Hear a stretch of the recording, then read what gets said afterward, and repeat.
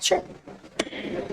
Good morning. It is Tuesday, October 3rd. We're here for the Pima County Board of Supervisors meeting. Can I get a roll call to establish quorum, please? Supervisor Bronson. Here. Supervisor Christie. Here. Supervisor Hines.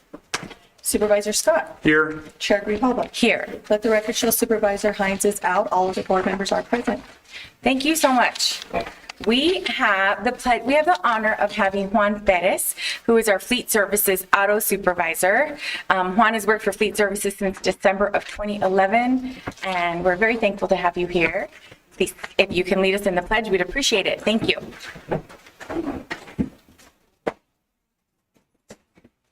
I pledge allegiance to the flag of the United States of America and to the republic for which it stands, one nation, under God, indivisible, with liberty and justice for all. Thank you very much, Juan. Thank you. We really appreciate you coming in. I know how crazy it is right now in Fleet Services, so we appreciate your time. Thank you so much. Okay, next we have the land acknowledgement. It's going to be read by Marisol Flores Aguirre. She's the Southern Arizona Director for Governor Hobbs. I've known Marisol for a very long time, and I'm glad that our governor has a person who has been so committed to our community on her team. Marisol has 2 advanced degrees, so she values education and public education, is an activist, a mom, human rights activist, has a career in media, and a local business owner. She continually champions women in leadership, building collaborative, dynamic teams, and serving Tucson. Thank you for being here, Marisol. The mic is yours. Good morning, Board of Supervisors. Good morning to everybody here in the audience today. I want to begin by thanking Supervisor Grijalva for the invitation to be here. We'll start this morning by introducing myself, if that's okay. I want to say, Amishpancinco, no anyolke no wanotoka Marisol Flores Aguirre, ni Chaneco Samayo, ni Colpoli en Teoxicali, ni Tlamanalca, ni Anahuaca. Just good morning to all of you, and thank you again. I am the Southern Arizona Director for the Office of Governor Hobbs, and happy to be here today to read this acknowledgement. On behalf of Pima County residents, we honor the tribal nations who have served as caretakers of this land for time immemorial, and respectfully acknowledge the ancestral homelands of the Tohono O'odham Nation and the multi-millennial presence of the Pasquayaqui tribe within Pima County. Consistent with Pima County's commitment to diversity and inclusion, we strive towards better equal partner relationships with Arizona's tribal nations. Thank you. Thank you so much. Next, we have Pause for Pause.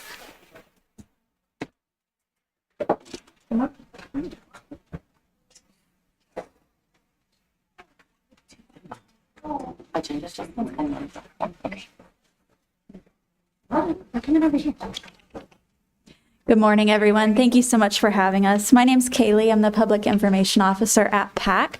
And today I brought you the very nicest dog in the world. Several of you met him before the meeting and can attest to how sweet he is.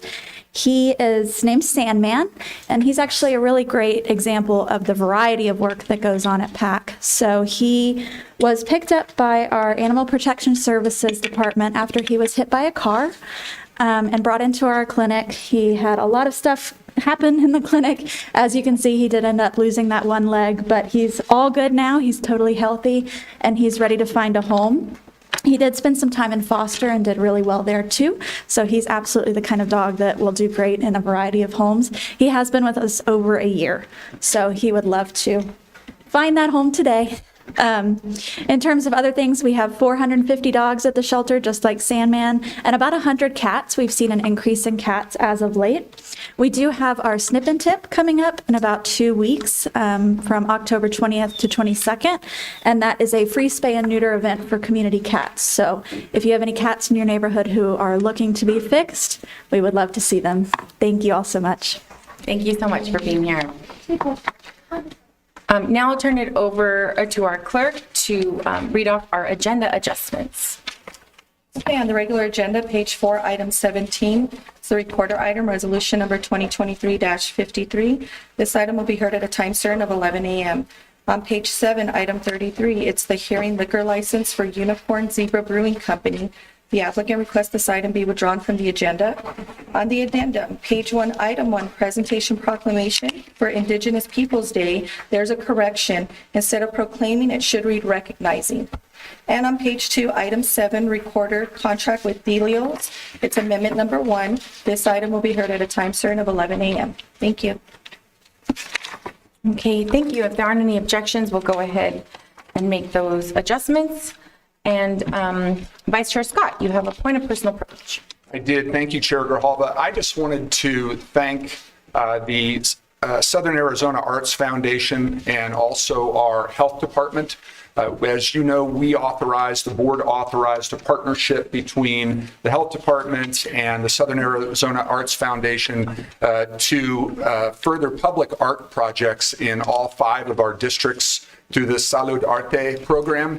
And the District 1 program was held this Saturday at Ande Park up on Mona Lisa Road. It was great to have so many folks from the community there. Dr. Cullen from the health department was there, and we had the opportunity to see the unveiling of the public art for District 1 by Luis Mena. And I know that there are going to be celebrations in the other districts moving forward. And just wanted to thank again the Southern Arizona Arts Foundation and our health department for this opportunity.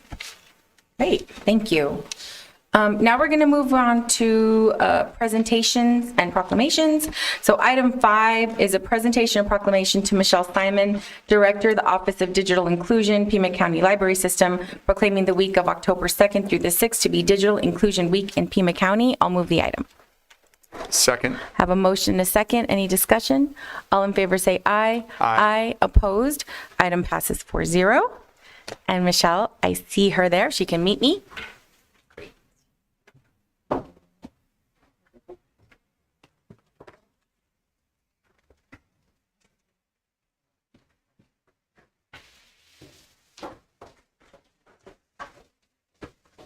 Look at this, yay. Okay, all right. So, whereas the National Digital Inclusion Alliance will promote digital equity during Digital Inclusion Week from October 2nd through October 6th, 2023, and whereas the Alliance organizations and individuals across the county will host special events, run social media campaigns, share digital inclusion actions and progress with media, amongst other actions, and whereas this year marks a pivotal time to raise awareness and gain key supporters for continuing digital inclusion work, and whereas it is important to educate public about the urgency and benefits of digital inclusion and to expand reach in Pima County. And whereas Pima County joins more than 1,400 Alliance affiliates in highlighting solutions for affordable internet access, appropriate devices for all, and digital skills programs. And whereas Pima County recognizes Digital Inclusion Week as essential in creating a community in which affordable, robust broadband internet service is available to all people regardless of race, gender, income, or ability. And whereas Pima County acknowledges and supports the Alliance in its 2023 campaign, which is themed Building Connected Communities. Now therefore be it resolved that the Pima County Board of Supervisors hereby proclaims the week of October 2nd through October 6th to be Digital Inclusion Week in Pima County, passed and adopted this 3rd day of October. Thank you. Do you want to say something? This is awesome. Okay. I would love to say something. Thank you so much, Chair Grijalva and Board of Supervisors, for allowing this week to be Digital Inclusion Week. And in the celebration, we will be doing a social media contest. So if you have Instagram or Facebook, please check it out. You have the opportunity to win an iPad, an Apple Watch, or a laptop. If you go out in the community and find one of our free Wi-Fi signs and take a picture, take a selfie and post it on Instagram, or answer some questions in a Facebook prompt, you'll be added in to the contest to win. So we're very excited about this week. There are a lot of things happening in the community. So we hope to see you on Facebook. Thank you. Thank you so much. Trying to grab a quick chair.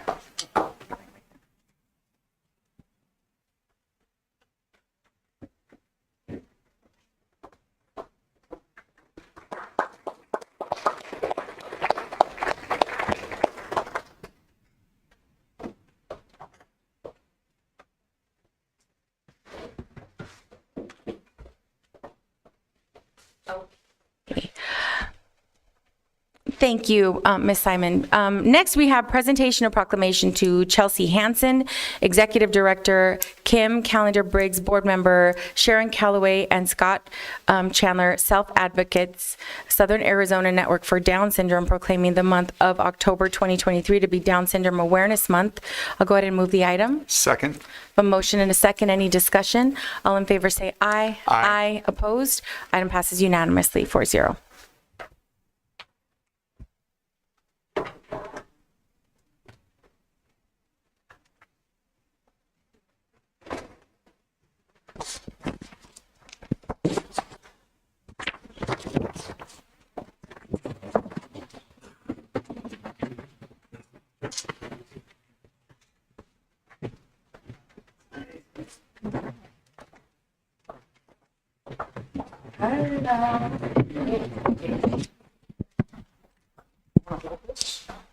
Thank you so much.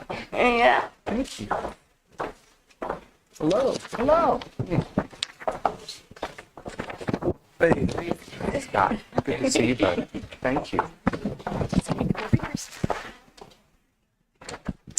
Very honored to read this proclamation because Ms. Callender-Briggs is a member of the District 1 team, and her brother, Scott, who recently moved here from Michigan, is with her, along with other representatives of the importance of this proclamation.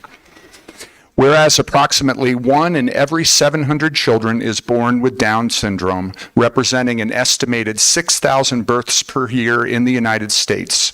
And whereas while research and early intervention have resulted in dramatic improvements in the lives and potential of those who are affected, more investigation is needed into the causes and treatment of Down syndrome.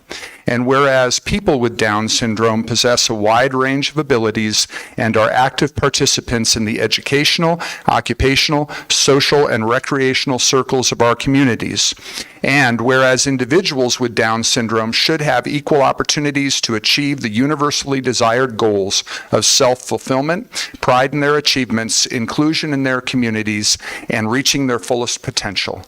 And whereas the Southern Arizona Network for Down Syndrome seeks to inspire, educate, and support families and communities living with Down syndrome throughout the region by developing public awareness of the Granting Opportunities for Learning and Development, or GOLD program. Now therefore be it resolved that the Pima County Board of Supervisors hereby proclaims the month of October 2023 to be Down Syndrome Awareness Month in Pima County, and encourages our citizens to celebrate individuals with Down syndrome and consider what support they may offer to help these amazing individuals achieve their life goals. Congratulations.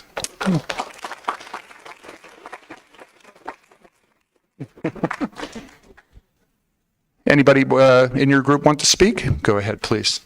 Just want to thank you for acknowledging October's Down Syndrome Awareness Month, and we'd like to invite everybody to our Walk for Down Syndrome. It's going to be Saturday, October 28th. It's free to come. Just come celebrate our amazing community and enjoy the day with us. Thank you. You bet. Thank you so much.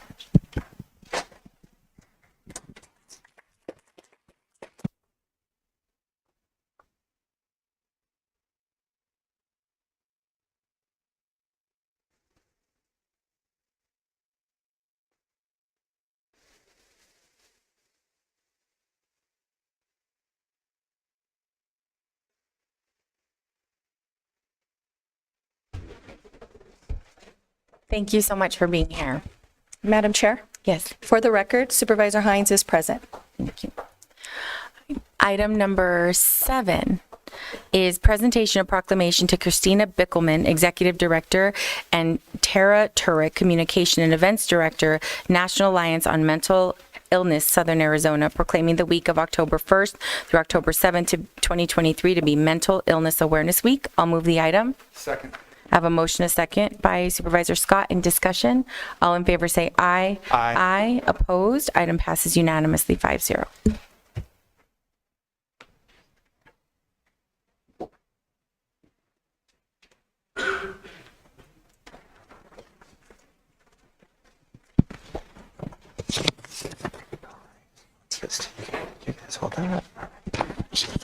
Okay, well, welcome.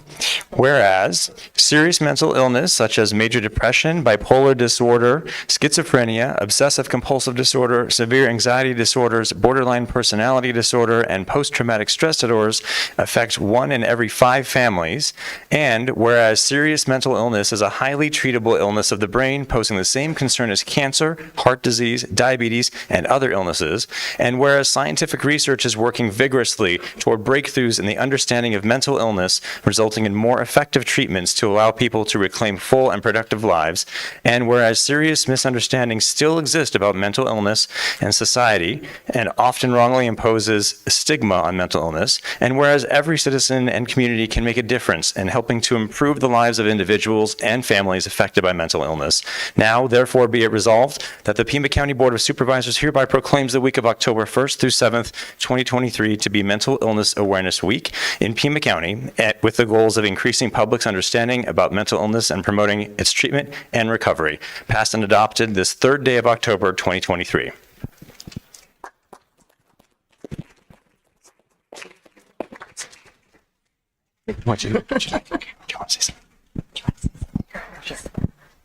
Hi, excuse me. We are now celebrating our 40th anniversary, NAMI Southern Arizona, serving the community. And we're actually having a celebration this evening, which some of the supervisors are going to attend. And we're really just happy to have been here and been successful. And all of our programs, if you aren't aware of NAMI, are at no cost. We have education, advocacy, and support groups. And we have separate groups and classes for peers, people with mental illness, and family members. So we intend to be here for another 40 years. And if you or a loved one would like our services, they are at no cost. So please come see us, okay? And thank you very much to the supervisors.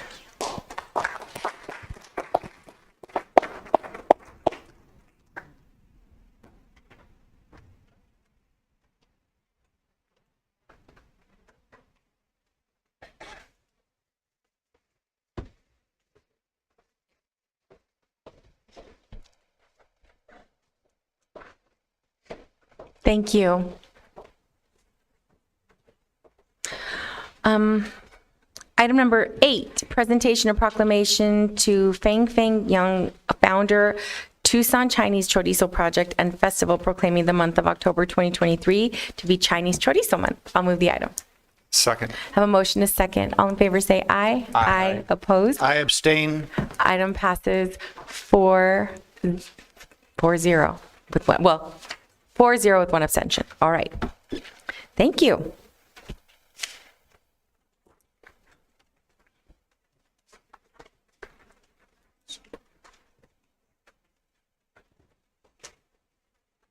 You can come on up.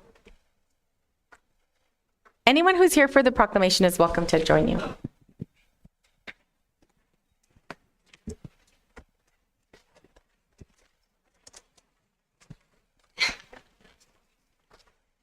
All right.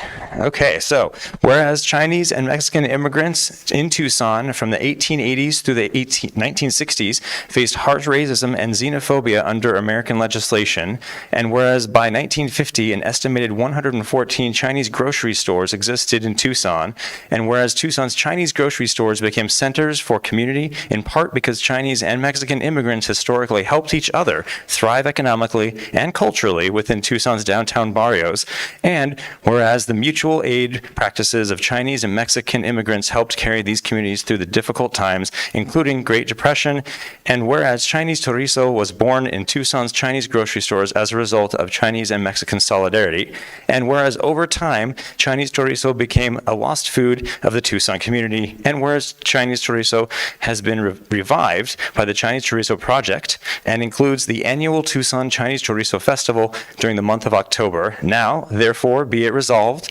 that the Pima County Board of Supervisors hereby proclaims the month of October 2023 to be Chinese Chorizo Month and calls upon everyone in Pima County to celebrate the Chinese chorizo and the community solidarity that it symbolizes, passed and adopted this 3rd day of October 2023.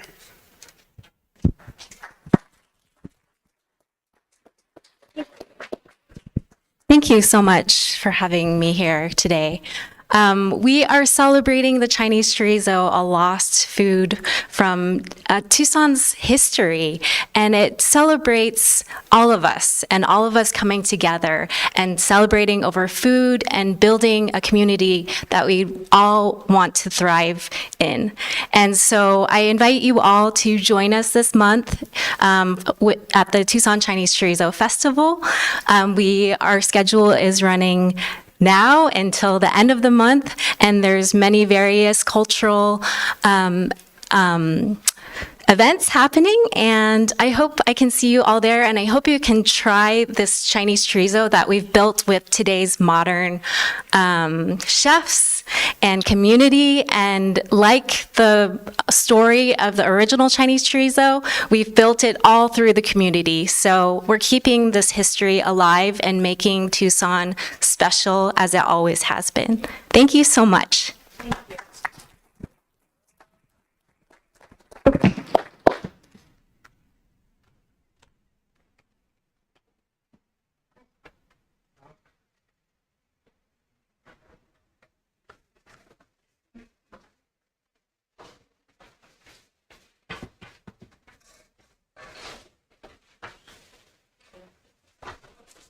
Thank you.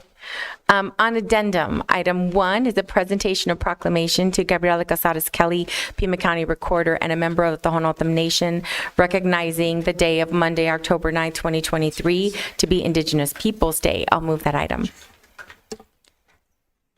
I need a second for Indigenous Peoples Day.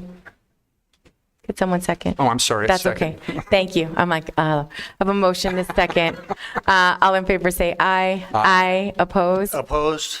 Item passes 4-1 with Supervisor Christie voting no on Indigenous Peoples Day. I'll go ahead if you want to meet me up here, please.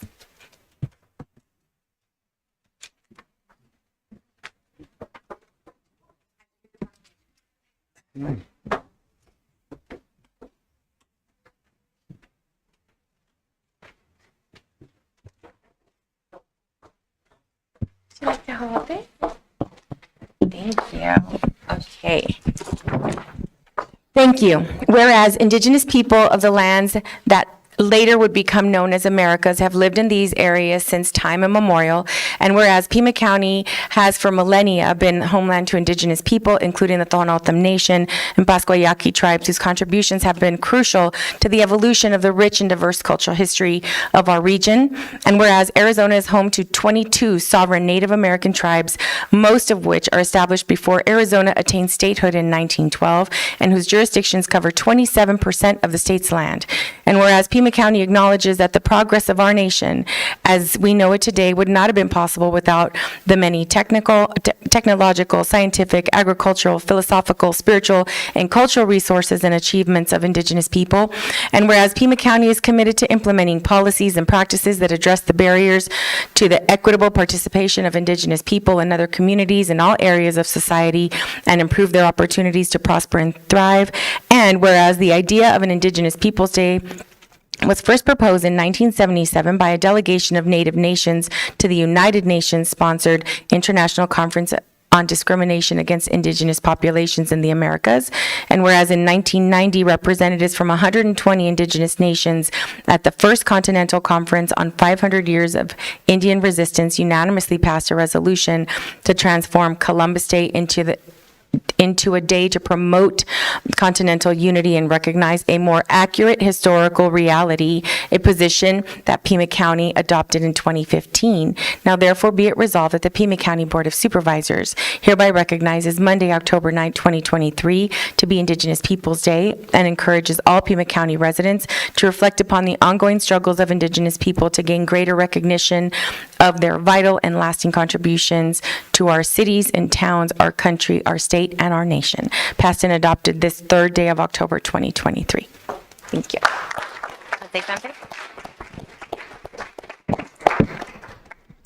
Skukdash, Anya Nyapjugi, Gabriela Casares Kelly, Bismo Chkup Amjad, Anya Woodka Pima Chukshan Ohandam. Hi, everybody. My name is Gabriela Casares Kelly. I'm from the communities of Bisanmo'o and Kupk, which are located right here in beautiful Pima County. I'm a lifelong Pima County resident, and I'm also the Pima County recorder. I wish to thank the supervisors for this recognition of Indigenous Peoples Day. This, even though we were a community that was here first, many people still do not know enough about Native Americans or Indigenous people, or the difference between even the word Indigenous or Native American. And so we are constantly having to educate folks, recognize that we are still here, that we have influence. Even this very land that you're on right now is traditional lands, Chukshan, Tucson. It comes from our language, Pima, Pimach, Arshon, Arizona. All of those words come from our language, and so you are surrounded by our influence, whether you're aware of that or not. And so it is very special that the government is recognizing this day and recognizing the contribution that we still provide to this day. With me today, I have Michael Enos. Before I became the recorder, we actually were both educators, teachers at the same school. He teaches at Bobby Kivery High School, where he teaches culture, language, traditions, and he's going to share with us a song. Tell them what it's about. Good morning, everybody. This song is about a mountain. In the O'odham language, we call it Shtukshonagam. And the village, which was located below a mountain, is where Tucson got its name. So the mountain is known as Shtukshonagam. Shtukshonagam Toa. This is a song about a mountain. Shtukshonagam Tonoda. Shtukshonagam Tonoda.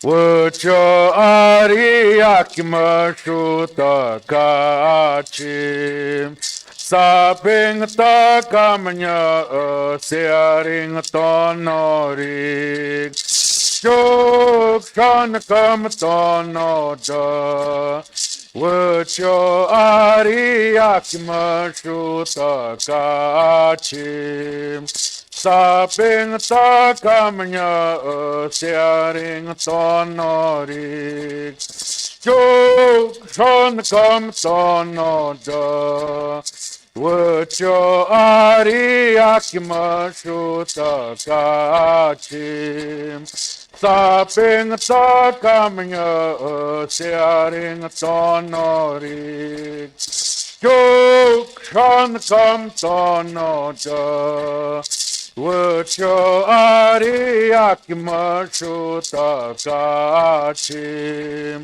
Saping ta kamanya searing tonorik. In the song, it's saying the Santa Cruz River, which is the Ari Akimar, the child river. Gila River is Kuri Akimar, the big old river. And it's saying that the sun's coming. It's coming, and this mountain stands here, this Chukshonagam. May our life be like the river. You know, it will flow and grow. And everything that comes in contact with lives, you know. And so may our life be good. May all our lives be good this month and the whole year. Pray for the rain, hope for goodness, and continue to be kind. Thank you. Sapo.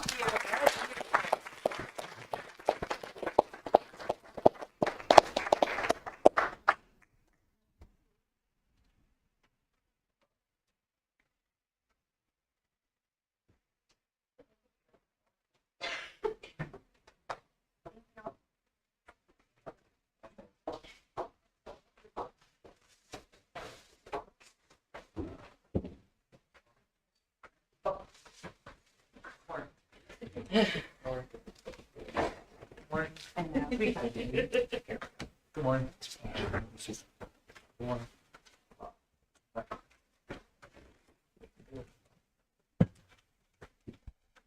Thank you, Michael. That's beautiful. So we are going to go on to call to the public. We have 12 speakers, so everyone will have 3 minutes. Citizens attending the meeting shall observe rules of propriety, decorum, and good conduct. Any person making personal, impertinent, or slanderous remarks or who becomes boisterous while addressing the board may be removed by the sergeant at arms if directed by the chair. Such person may be barred from further audience before the board. Unauthorized remarks from the audience, stomping of feet, whistling, yells, or similar demonstration shall not be permitted by the chair, who may direct offenders from the hearing room. And with that, we'll start with Shirley Ricard, Dave Smith, and Corey Stevens.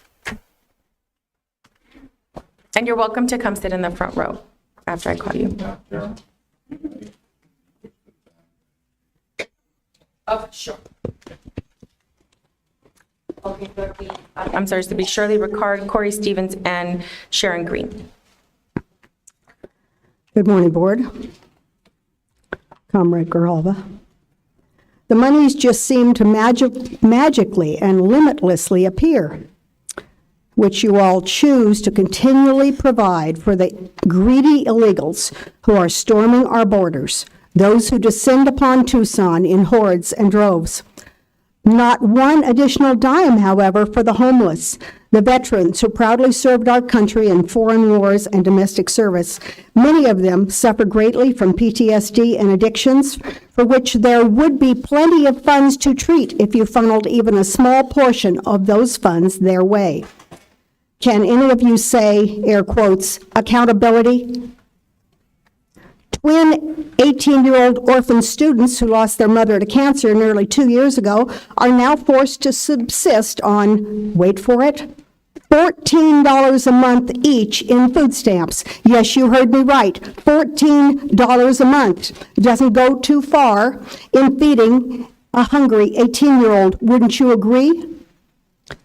And there are no mental health funds available for counseling to help the two of them cope with the loss of their mother at such a young age. No, not a dime, but oodles of funds continue to roll in for the illegals. Yes, they are illegal immigrants, not houseless neighbors, and certainly not undocumented aliens or non-citizen migrants. A rose by any other name would smell as sweet, and garbage by any other name still stinks to high heaven. It was truly sad to lose the Chinese chorizos, I'm sure. It was a great loss indeed to Tucson, and it's splendid that we come together today united to recognize and affirm those poor little hurting, once lost chorizos. We uplift and celebrate them now, sincerely hoping that they are heartened by this albeit much delayed, much deserved recognition.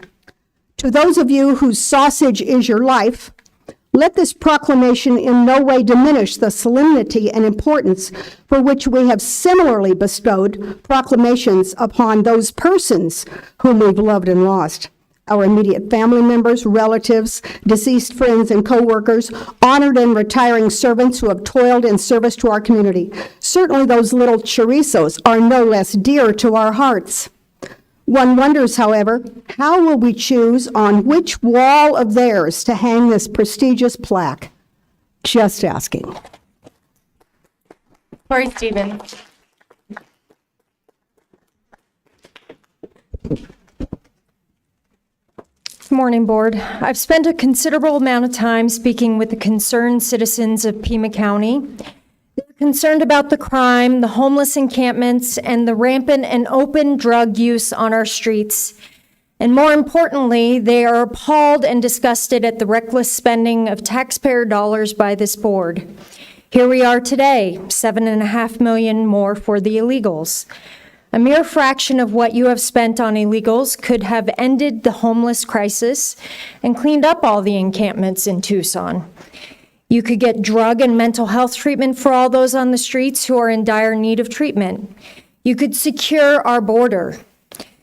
Say no more. We need to put our citizens first. The governor of New York, a Dem, like most of you, is now asking to secure the border and force immigration laws. Yet here you are, more worried about seeking legal advice to secure indemnity in the event that the FBI comes a-knocking. By the way, I saw Chuck Huckleberry the other day do a TV interview. He was walking with a cane across the Ruthroff Bridge, speaking. I guess he is well prepared to take some questions by the FBI. I'd also like to point out that while you've been bickering back and forth with the sheriff as to whether his actions are retaliatory, there was another death in the jail last week. I wonder how much that death is going to cost taxpayers of this county. But you know what? It went widely unreported by the media to give that poor little fella a break. That's right, Sheriff Nanos. He is unaccountable for many things in this county. And I would just like to mention that my husband, half Chinese, spent most of his childhood in shops on the South Side, stores. The Fung family, good friends of ours, had a shop. And there was no such thing as Chinese chorizo. Not such a thing. They spent their life owning a shop. My husband worked there in the evenings. They sold chorizo. It was Mexican chorizo. There was no such thing as Chinese chorizo. The money that you spend on these proclamations is a waste of taxpayer dollars. Many of these proclamations are a joke to the taxpayers. I suggest we reevaluate what we're doing here. Let's get back to the business of serving the taxpayers of this county. Let's get back to the business of securing the safety, health, and well-being of the citizens of Pima County. Sharon Green. After Sharon, have Corey, Geis, Gary, Frank, and Tim Locks. Board of Supervisors, we need policies that help and not harm all of the legal citizens of this county. Government policies resulted in 100,000 American citizens' deaths annually from fentanyl and illegal drugs. This is more than 39 times the deaths that occurred on 9/11 when our country was in shock and anger. 39 times. We need your help to support legal enforcement of those crossing our border. Legal immigration should give people who want to immigrate an opportunity to come to America to work hard and live a better life. Open borders means all are welcome, whether they are people seeking a better life free of persecution, convicted criminals, drug dealers, people with contagious diseases, CCP military, yes, they're here too, or those the cartels abuse and make slaves of from drugs or sex trafficking. History is a good teacher if we learn from it. The COVID shots did not reduce COVID symptoms. 97% of our people have had COVID. You have the opportunity to rehire people that you fired based on overbearing policies, not based on complete scientific analysis. The jail is still poorly managed due to bad policies. It is time to make amends for the lives of public employees whose lives were ruined by your policies and rehire them. God will only tolerate lies and destruction of his people for so long. Then he will demand justice. He is a God of love and justice. Lest you think God is no longer in charge, you should know that the Bible warns us that Christ will return and God will judge all people. And those miraculous events would then occur. That time is now. More than 4 million miraculous healings have occurred in Kenya, India, and South America in recent months. We must choose whom we will serve, the God of the Bible or Satan, who is the ruler of this world. Justice is coming. Please help enforce legal immigration on our borders and justice for all. God tells us live by truth, not lies. I pray that with your privilege, responsibility, and opportunity as BOS, you will make wise decisions based on truth, not lies. We need policies that will promote good health and safety for our people. May God bless each of you and reveal his wisdom in making wise decisions. Thank you. Corey Geis.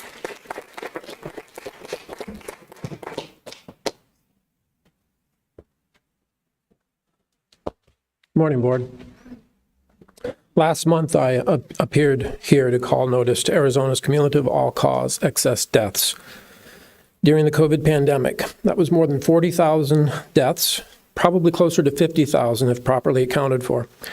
2/3 of these occurred after the DoD began distribution of the vaccines. This amounted to a kill rate of more than 9% for Arizona, compared to a national average of 5.5%. It's almost double. Arizona and this board did worse than every other state in the country. You did worse than every developed nation in the world. You can go to mortality.watch and plot the data up yourselves. I'm not making this up. This is on you. This blood's on your hands.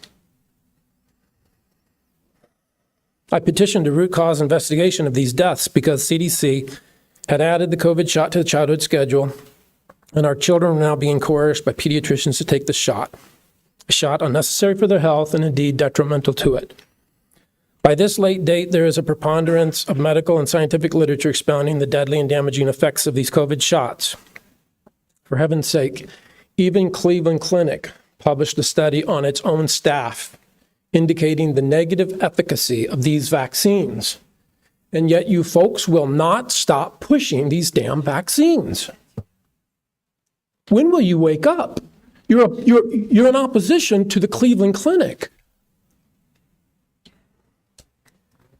Regardless of your gross maladministration and leadership failure, citizens guided by common sense have generally ceased taking any further COVID jabs. And for that matter, most of the other unsafe and ineffective childhood vaccines. Uptake for the COVID snake oil is down to 15%. The credibility of the U.S. government, the medical establishment, and Big Pharma, and their shills on this county board is probably lower. Indeed, this is reflected in the Board of Health's recent memorandum, where Cullen reports out the low booster uptake. This memorandum is juvenile. If you accept this from your Board of Health, shame on you. She should be fired. It's nothing but propaganda. She refers the reader to CDC websites. My God, have we not woke up yet to realize that the CDC does not have the interest of citizens at heart any longer? Amen. Now, she has the data to do a root cause analysis. You've got the vaccination data, you've got the deaths, you got the ICD codes. She refuses to do the analysis in public because she's done it in private. She knows these vaccines are damning. Thank you. Gary Frank?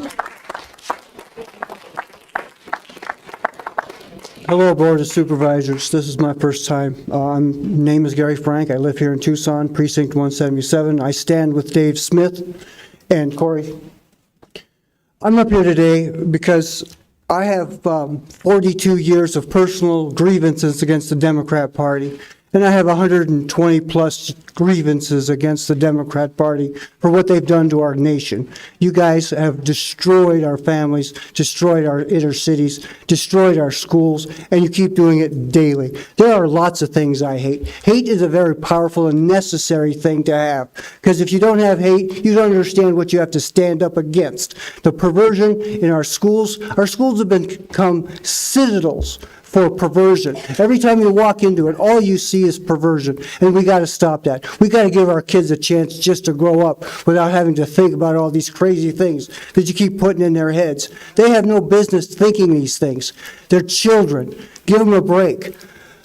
Dr. Hines, this is the first time I'm going to call you doctor, based on the words said by one of the nurses that you were with several years ago. She told me some terrible things about you, and you called me a murderer, and you've called all the kids in our nation Typhoid Mary.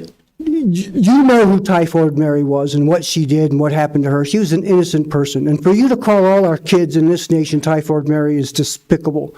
And there's other things I hate too. I hate the bodies piling up on the border because you guys won't secure it. Thousands of people are dying coming to our country. It's as bad as the Trail of Tears. It's as bad as the death march in Bhutan. Because why? Because you won't secure our border, and you keep inviting these illegal aliens, these foreign nationals, into our nation, and then you think you have to support them. You think we have to feed them. We have to give them housing. No, we don't. We put them on another bus and send them back to where they came from.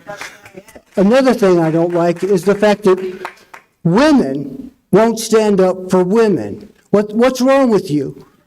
I mean, right here in Arizona, the University of Arizona, they got a creep walking around in the middle of the night looking at women. That guy should be put in jail as a child predator. You had a whole room full of child predators here last week when I left. Yes, I left intentionally because I couldn't listen to any more of your nonsense about hate speech and what speech is supposed to be.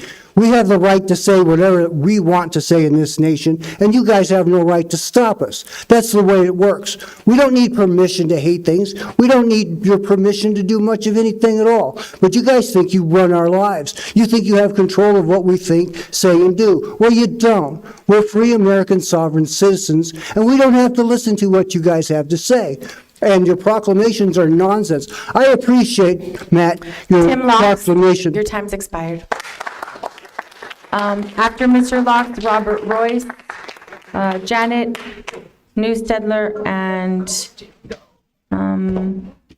Corina Echeverel. I'm happy to wait for Rex. Morning. These proclamations, many of them are ridiculous, particularly the one this morning, this National Alliance on Mental Illness. Tell me, Matt, do you think that they treat autogynephilia? You probably know what that word is. They should provide some help in the schools for a lot of these young men who suffer from autogynephilia. It's in the DSM-3, DSM-5, I'm sorry, we're up to the DSM-5.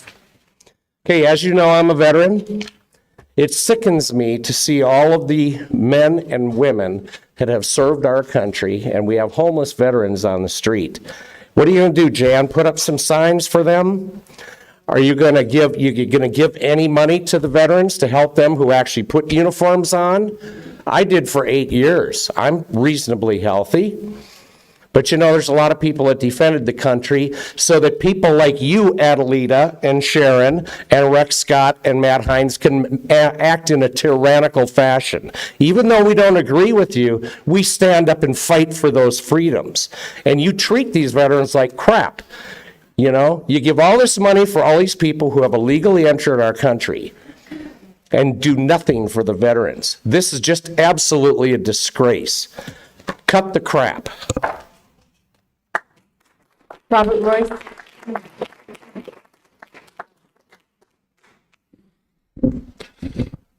I hope I can talk. My diverticulosis has kept me up the last 3 nights, or awake anyway.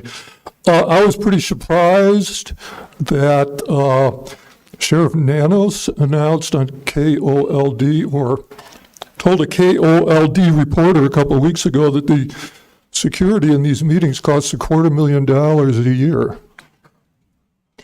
So I did a little arithmetic. I'm not exactly a math whiz, but I can do multiplication and division.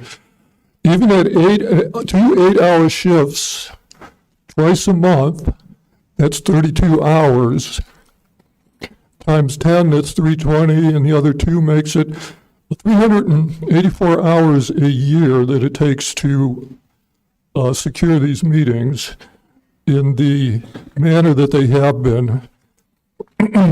When you divide 384 into $250,000, it comes to $625 an hour.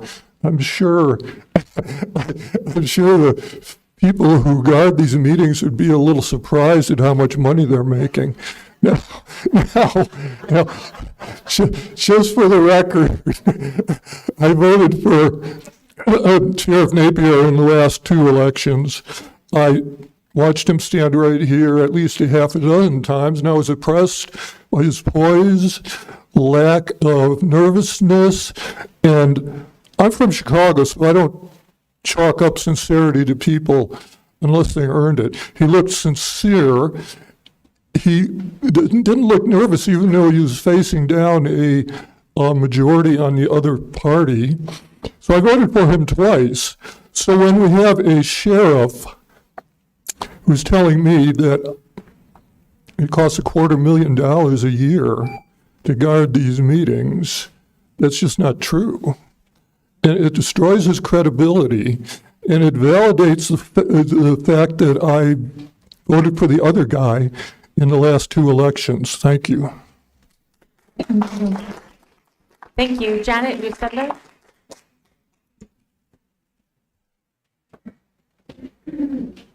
Hi, good morning. Thank you for letting me speak my piece here. I'd like to talk first about the millions of dollars that we're accepting to just house all these people that are coming over the border. What are we thinking, guys? What are we giving back to the Tucson citizens? All this tax money, millions and millions of dollars, it's staggering. I wish I could be a fly on the wall in one of your meetings and sit there and listen to the logic to say, yeah, we need this. Why don't we have all the buses for free and everybody can just do fentanyl on the bus and we can just house everybody free? And where do we, come with some form of rationale? We have children, we raise children. Do we just give them everything for free? Here's your car, here's your school, here's your, you don't have any responsibilities. Guys, wake up. What is happening to this town? On the second agenda item that I'd like to talk about is this ridiculousness with this monkeypox vaccine. Again, I mean, have we learned nothing from the COVID lies? Have we learned nothing? So I came across an article from Newsweek magazine from an editorial from a doctor that I'd like to share with you. He talks about the 10 COVID lies, and he ends it with, in a democracy, indeed in any ethical and free society, the truth is essential. The American people need to hear the truth, the facts, free from political distortions, misrepresentations, and censorship. The first step is to clearly state the harsh truth in the starkest possible terms. We were lied to. Those lies have harmed the public. Those lies were directly contrary to the evidence, to decades of knowledge on viral pandemics, and to long-established fundamental biology. Dr. Hines, I hope I have your attention. What are the lies? COVID has a higher fatality rate. Everyone is at risk to die. No one has immunological protection. Asymptomatic people are major drivers of the spread. Locking down, closing schools, shutting down businesses, telling people don't visit your families, that was all for the good. Come on, guys. Do you go to bed at night and really think you're doing the right thing? It's time to change. Marina Echerivel. Followed by Anastasia Sitakis, Tara Ratliff, and our last speaker, Dave Smith.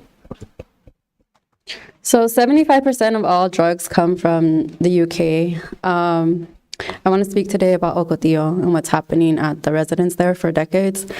It's more of a human trafficking, sex trafficking, rings and drug rings than it is houseless. And I hope that the plans are not to traffic migrants through there, whether it's legal, illegal, not. A lot of people that are being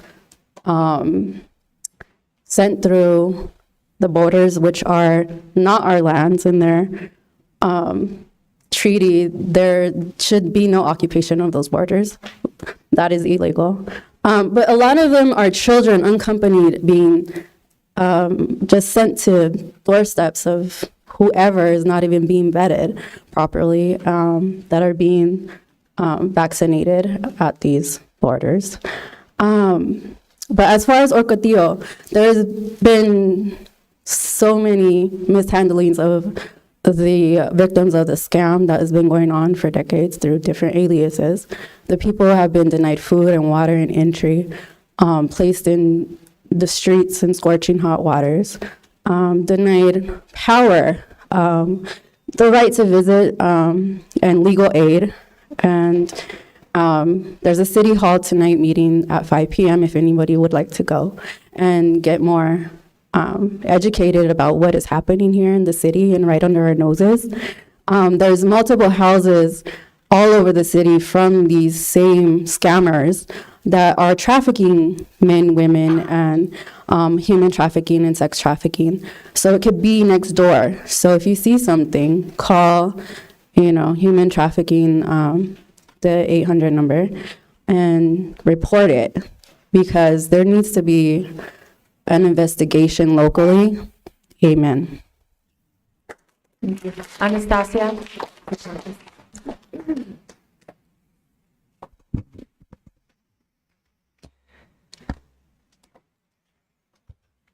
Time and time again, and all too often, we have all been coming up here, and a lot of us representing our communities and the people of the city of Tucson and beyond.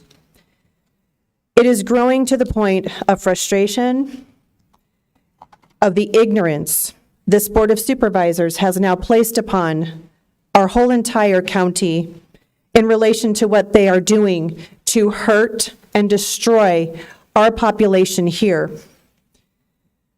First and foremost, digital ID is not what you think it is.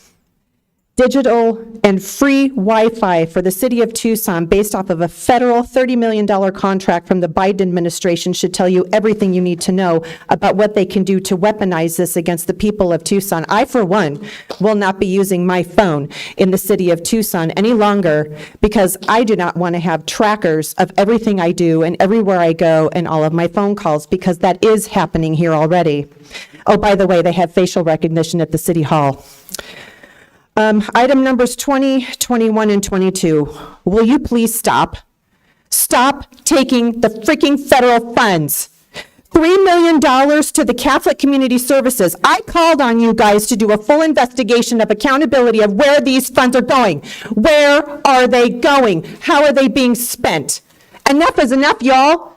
Do you realize we have gangs coming here now? Do you know that people like my parents in my home state and the Midwest in Michigan and now have gangs coming to their houses and armed robberies and murders happening? It is happening here with MS-13. It's not MS-13 anymore, y'all. It is the southern regions. You guys don't get it yet until it happens on your doorstep. I can't wait till it happens to one of you. The emergency food and shelter. Stop feeding the illegals. Do you know you're violating Article 4, Section 4 of the Constitution? Look it up. You two of all people should know what that is. Aiding and abetting and allowing an invasion of this county and this country to continue to occur. Shame on you. And as for this ridiculousness, the stupid Department of Health, I am so fed up right now. I have had it. I've been dealing with this vaccine and COVID business for 3 years, fighting it out of our schools. You guys, of all people, should know that there is no such thing anymore. Do you know these super flu shots, by the way, y'all? Don't take them because they're going to kill you. Yeah. This is what they want to do. Population control, spy networks, and all this other government compliance operation. Get wise. Tara Ratliff, and then Dave Smith.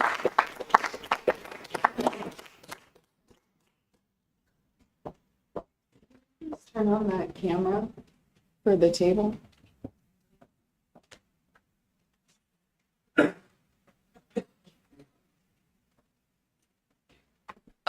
Okay. Is it? You just put it on the tape. On the blue tape? Yep. Mm-hmm. Okay. Good morning. My name is Tara Radliff. I urge you to vote no on agenda items 20, 21, and 22, funding of illegal immigrants. You stated the money was to keep us safe.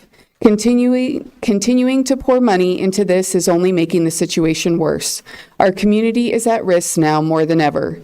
If you were serious about keeping us safe, you would have stopped illegal immigration at the border.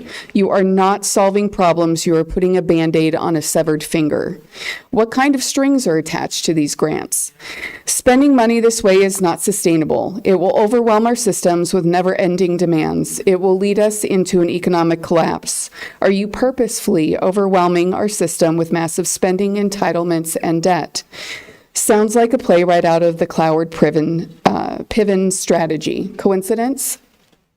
And to exacerbate the issue, as of late last week, Border Patrol agents in Tucson sector have been given verbal orders to not enforce or investigate illegal immigration. Now enforcement lies with our local authorities, who you have helped to decimate. Agenda item 29, IGA for water technology. While encouraging research and technology that promotes clean water is good, this could be a slippery slope we are pigeonholed into. How will this technology be used? Will it be used to promote a smart agenda that will control residents' use of water and shut it off if we don't follow utility edicts? Will it be used to unreliably predict pandemic-struck areas? Please carefully consider this IGA before voting on it. Vote no on agenda item 31, the monkeypox vaccine promotion.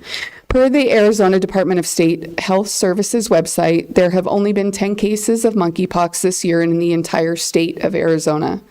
Why are you willing to accept federal monies and become bound to the CDC for 5 years for something that, for all intents and purposes, is non-existent?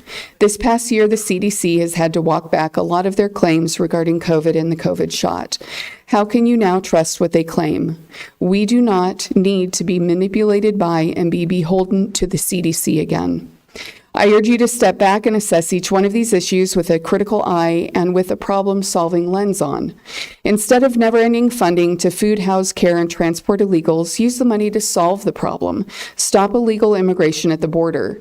Instead of using taxpayer money to fund water technology smart agendas, use it to ensure we have safe water to drink and not use it to surveil your constituents.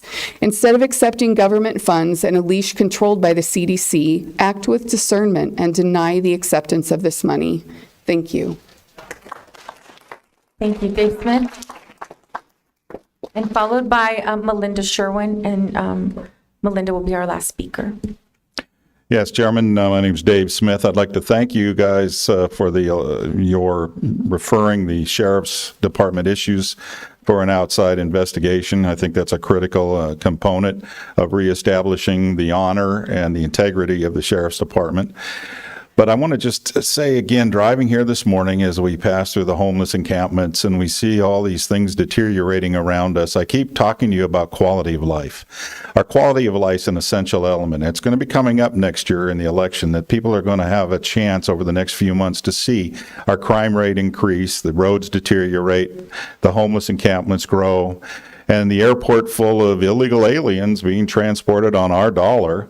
The other day, as I flew to a meeting, I was shocked at the sheer number now. It's growing. There's going to become a time where there's going to be critical mass, and people are going to say, why didn't you do anything? And I'll be the first one standing in that line asking you, because you people are supposed to be the adults in the room. Yet I asked you in the past when I've talked to you, where's your feedback? When do you ever measure results? We pour millions, looking again today, millions into homelessness, to hunger, into the illegal immigrants, and yet things are only getting worse because you don't put any kind of feedback mechanism. You know, doctor, when you give a medication, you look to see what is the effect on that patient. We are literally a sick county, and yet the medications you're applying are not making our problems better. I challenge you, all of you, regardless of your ideology, look and see what will help make it better here in Pima County. This is where it starts. You improve this county and you can improve the whole state. And you can be a model for solving problems instead of spending money. As a taxpayer, and watch my taxes going up and up and up, and I live right here in Pima County and have off and on for most of my adult life, and I'm seeing it getting worse and worse and worse. I challenge you, be the adults in the room, all of you. Use that feedback mechanism as results and make it better for everyone. Because as it deteriorates, it gets worse for everyone, including those clientele who you say are so important to you, yet their life's deteriorating too. Thank you. Melinda Sherwin. Hello. I'd like to give you all another view of Catholic Community Services. They are an organization that traffics children. there is a child, there's a lawsuit against them now for a little child who was adopted by Catholic Community Services to a woman who submerged her in a bath of 140-degree water and scalded her from her chest to her feet. She lost all 10 toes. Catholic Community Services was warned by this woman's brother-in-law. He called them, he wrote to them, and he said, this woman, Samantha Ostros, is a violent woman. She drinks and she takes drugs. Do not adopt this child to this woman and her husband.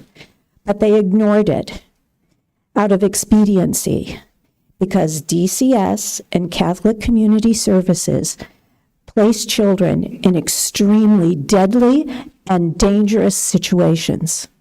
So, a few months ago, I talked to you about the number of lawsuits that you pay for. You sign the checks for children who have been gravely injured by Department of Child Safety and by these third-party agencies.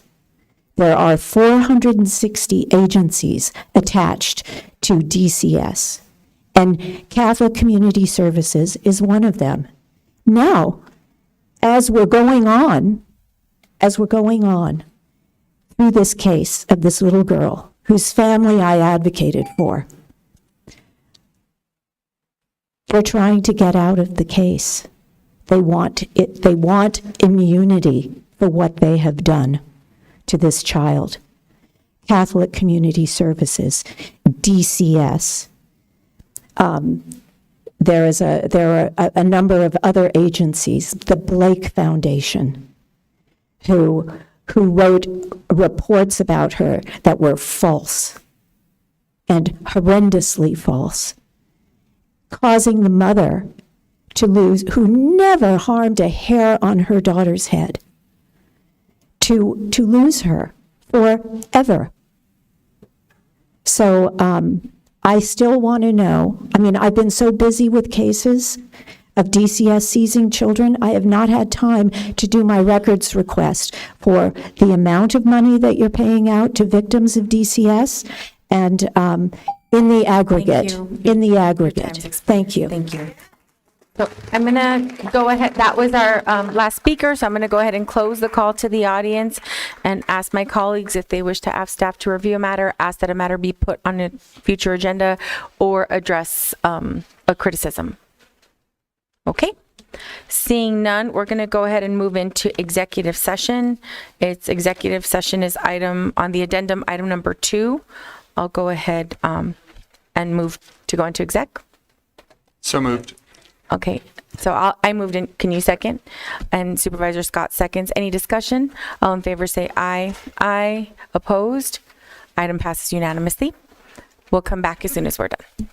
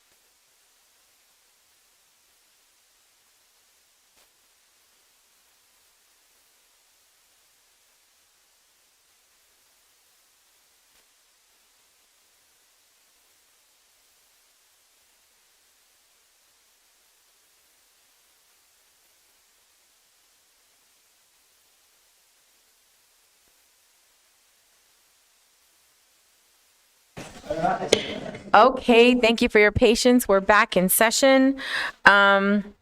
Executive session was information only, and then addendum item number 3, I'm going to go ahead and withdraw that because I feel like we had some clarity provided in executive session. And then we'll address item 4, release of attorney-client privilege memorandum regarding request for an investigation of Pima County Sheriff. Madam Chair? Yes, Supervisor Scott. It's Christie, sorry. I'm just looking and it just, I don't know. Go ahead. I would like to make the motion to release the attorney-client privilege memorandum regarding request for investigation to Pima County Sheriff's Department. Second. Okay, I have a motion by Supervisor Christie and a second by Supervisor Bronson. Any discussion? Chair Grijalva. Vice Chair Scott. Based on discussion in executive session, I have the same concerns with this item that I did with the one last week, which is that the board's actions could potentially affect the criminal case or civil case pending against the fired Pima County Sheriff's Sergeant who has been the subject of this. So I will not be able to support the item. Thank you. Any other discussion? Okay, I'll ask for a roll call vote, please. Supervisor Bronson? Yes. Supervisor Christie? Yes. Supervisor Hines? Yes. Supervisor Scott? No. Chair Grijalva? Yes, item passes 4-1 with Supervisor Scott voting no. All right, so now we're going to go item number 16. We have our county recorder here, so, oh wait, elections, I apologize, elections. So item number 16 is vote centers and board worker appointments. And this is a staff request approval for vote center locations and Vail Incorporation election. I'll go ahead and move the item. Second. I have a motion, a second by Supervisor Christie. Any discussion? All in favor say aye. Aye. Opposed? Item passes unanimously 5-0. Then we're going to do this one. Addendum item number 5, single family mortgage review bond program. This is resolution number 2023-54, approving the proceeds of the IDA of the county. I'll go ahead and move the item. Second. Have a motion and a second. And do we have a presentation or are you just here for questions? I sent a presentation, a PowerPoint. That Yeah, we can. we have it. Perfect. Okay, great. Thank you. Thank you, Madam Chair, Vice Chair Scott, members of the Board of Supervisors, Pima County Administrator, and Pima County staff. My name is Michael Slaney. I represent the council. I am the counsel to the Industrial Development Authority of the County of Pima. We have previously had you approve a joint single-family mortgage revenue bond issue, 2023A. That issue, the mortgage loans originated in 35 days. So all 25 million were used, reserved in approximately 35 days. We have looked now to do a second issue, similar, $25 million. The presentation that's up there talks briefly about the Industrial Development Authority. Again, we are a nonprofit corporation designated by law to be separate from the county. That allows us to issue revenue bonds and comply with the state's constitution. We have separate laws governing IDAs, and we have our own act under the state statutes. We do not employ any staff, and we have no taxing power. Next slide, please. This briefly talks about the single-family mortgage revenue bond programs. If I could just for a minute, we also do a variety of revenue bonds for nonprofits and other entities. We do affordable housing for multifamily. We do a variety of other programs. This strictly addresses single family. For years,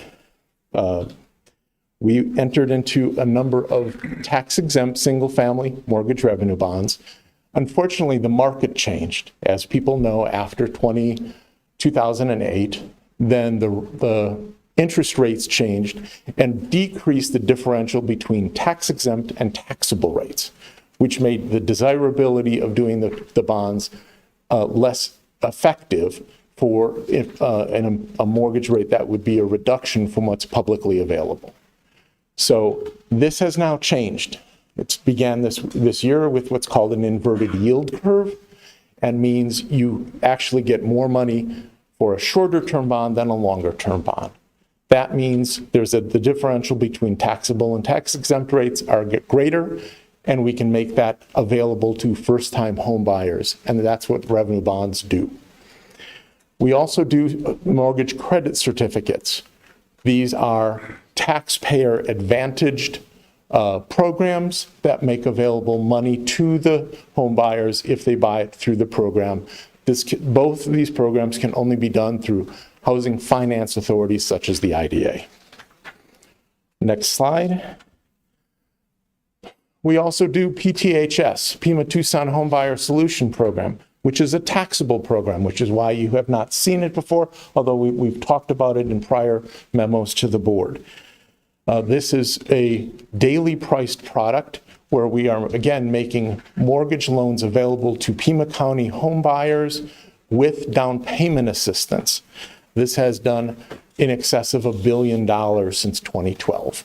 This evolved when we couldn't do single-family mortgage revenue bonds before. Next slide. This is a little bit about the transaction and the resolution that's before you. Just a reminder, every time the IDA issues bonds, the Board of Supervisors must approve that. So we bring those bond issues to you. We're looking at a par amount of the bonds of $25 million. They are Ginnie Mae mortgage-backed securities, which means an individual mortgage loan is made, purchased by our master servicer. They certificate it with Ginnie Mae, and that is what the bondholders hold. Again, we target first-time home buyers because of the federal tax requirements. We have both, and on the next slide, you have both income limits and purchase price limits that apply to our programs, driven by the federal tax requirements in order to make this a tax-exempt product. The mortgage loans are typical 30-year mortgage loans. They are FHA, so they all go through the Federal Home Loan Association, HUD products. Other than that, the bonds have certain risk factors. And in fact, one of the drivers here is we're trying to bring this to the market as fast as possible because that inverted yield curve is bouncing on the edge of coming back. So if that goes away, the differential may reduce. So the faster we can move, arguably the better we can price that for the Pima County homeowners that are going to use the bonds, the mortgage loans. So I'm happy to answer any questions you may have. I've been asked also to give a presentation to the Pima County Regional Housing Commission. I've talked to several of their board members about doing this. Same presentation to them. But if you approve the resolution that's before you today, we would look to actually move as quickly as possible, probably print the offering document within the next 2 days, and then price as soon as possible, assuming the markets hold after that. Thank you. Any questions? Yeah, Madam Supervisor Chair. Bronson. I'm normally, in the past, I've supported this, but I'm not going to today. I would like you to get with the Regional Housing Commission, have a conversation, and then come back to us. Okay. If that's a form of a Supervisor motion, Christie. Madam Chair. Wait, we have a motion and a second already Okay. for this item. So, yeah. Does anyone have any other questions? I'd like to propose. Just a second. Supervisor Scott. Go ahead, Supervisor. No, Supervisor Hines. Go ahead. Oh, I thought you did. It was Scott. Okay, then I'm going to do a substitute motion that we continue this item until they have met with the Regional Affordable Housing Commission and then bring it back. Okay. Madam Chair. Yes. Just for clarification with the regional, the Affordable Housing Commission, we want them to review and analyze what the IDA is offering and how it establishes a relationship with what the Affordable Housing Commission is doing. And along with bringing it back, after the IDA folks meet with the Affordable Housing Commission, if we could also include in that a report from the Affordable Housing Commission for our use. The only thing, go ahead, Supervisor Bronson. Or did you second the motion so we can have the discussion? But we already have a motion on the floor. I had a substitute. You did. Do we have a second? Second.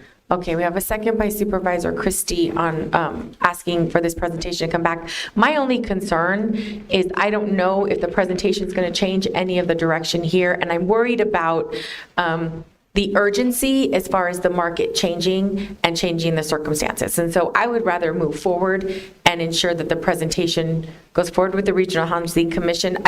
The commission is not going to have any role in the funds, like the distribution of these funds. But I want to make sure that we are able to secure kind of the rates that you were mentioning.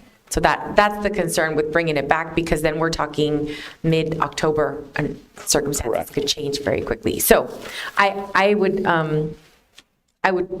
vote no on the substitute motion to go ahead and move forward, but does anyone else want to? Chair Gerhalba, Supervisor Scott. Mr. Kavanaugh from the Economic Development Department and Mr. DeBonis oversees that department. I'd like to hear from either the two of them or from Ms. Lesher about this item and the substitute motion. If I may, thank you, Chair Gerhalba, Supervisor Scott. As you all know, you've dealt with this issue before. The IDA is a funding mechanism that provides funding for infrastructure. There's a list of possible activities. Historically, we have brought those items to the board. If there's then a way to line up with another group, for example, you've approved hospitals, schools, et cetera, we have not sent that to the health department or to the schools to review, since this is simply the funding mechanism. We did understand the importance of what's occurring regarding housing under the should these bonds be issued, and then that is why we asked that they line up and have a conversation with the Affordable Housing Authority. But as you mentioned, it's really not under the direction. We hope that the issuance of these bonds in the community would further affordable housing and would be a wonderful complement to what's occurring under the discussions occurring with the Affordable Housing Commission. Chair Gerhalba. Vice Chair Scott. Mr. Slania, you made a comment during your presentation about timeliness, made specific reference to the inverted yield getting ready to reverse. Could you comment on that with regard to the substitute motion? Yes, the inverted yield curve is something, again, taking advantage of the differential between long-term rates and short-term rates. That also makes a difference between our tax exempt rates, which is when the IDA issues a bond, normally it is tax exempt, versus a taxable rate, which would be higher. We can give the advantage of the tax exempt rates to those first-time home buyers. The longer that waits, the markets have been creeping up, as you know. Part of the desire for doing this as rapidly as possible is the more we can do. If we can do this, we may be able to do it again in another 30 to 60, 90 days, depending on how fast this moves out and what the markets are doing. So if that goes up, currently the rate would be still probably 675, 680. The first one was at 620. An equivalent rate with 4 points of down payment assistance today is 8.25. So each time that we wait, if the markets continue to go up, that rate will go up.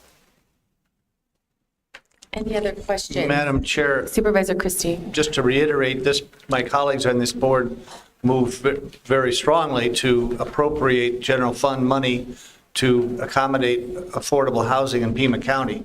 A commission has been created and has been active in this whole issue, and I'm of the mind that perhaps when they see that the IDA is contributing such significant amounts of money, it might affect their approach to how the county is going to affect taxpayer money. It's all taxpayer money, obviously, but the money allocated from the general fund. It may give the commission another attempt or another opportunity to view their approach and their addressing of affordable housing, knowing that this is coming in. So this is why I think it's important that it go before a commission of citizens that are involved in this very issue, and that the Board of Supervisors has committed such general fund money to this issue, and that it would be in everybody's best interest to have the opportunity to review everything. Go ahead, Mr. Slade. Madam Chair, Supervisor Christie, none of the IDA funds are taxpayer monies. None of these are Pima County general fund monies or any monies from Pima County. The monies that are derived from this, the 25 million come from the issuance of the bonds, which are debt instruments that are then secured by the certificates. The money that the IDA will have to put in to make this bond issue work is money that the IDA has derived from its annual fees over the years that it has been putting in the bond issues before the county. But there's no taxpayer money at all, unlike the commission, which I know has consideration of general fund monies and other available monies that the Pima County Board of Supervisors has made available. This is not any of those funding sources. This is a totally different source. So the purpose of you going before the Regional Housing Commission is just to give them information about the program? Correct. Right. It's not anything under their purview, nor do they have any influence over the issuance? Correct. The only one who has the authority on the issuance of these bonds is the Board of Supervisors. Right. And so, and I understand your point, but I also think, Supervisor Christie, that we're not going to see the item regarding additional general fund monies, being put towards housing until November. So I still think that we have an opportunity to hear from our commission after this presentation, but I would like to move forward with this item. So we have a substitute motion and a second. Do either of you want to reconsider that, or do we want to vote on that substitute? Okay. Oh, Supervisor Hines. Just real quickly, we've done this before. Yeah. Okay. Yes. All right. And you will present to the commission regardless of how this vote turns out at a time that you agree upon? I have had discussions with several members of the Board of Commission. I have not received an invitation to speak before them, but I would be happy to do so. Okay. We've discussed they need to be aware of what the IDA does because of the affordable housing projects like Talavera Apartments, like Center of Hope, like a Sleepy Hollow, all of which have been brought to you because they were bond issues through the IDA, but don't relate directly to what the commission is doing. Great. So this presentation is more informational than anything else. So, Correct. So what we have before us, what we're going to vote on now, is the substitute motion, which would hold off on the issuance and request that IDA go into a presentation to the Regional Housing Commission before they come back to the board. Is that correct? Okay, so we have a motion, a second. We'll go ahead and ask for a roll call vote. Supervisor Bronson? Yes. Supervisor Christie? Yes. Supervisor Hines? No. Supervisor Scott? No. Chair Grijalva? No. Item fails 3-2 with Supervisors Bronson and Christie voting in favor. And now we're going to go back to the original motion that I moved and Supervisor Christie seconded, if I'm correct, on issuing the bond. So we'll have a... It was me. Oh, was it Supervisor Scott? Sorry. Supervisor Scott seconded. Okay. Chair Grijalva. Supervisor Scott.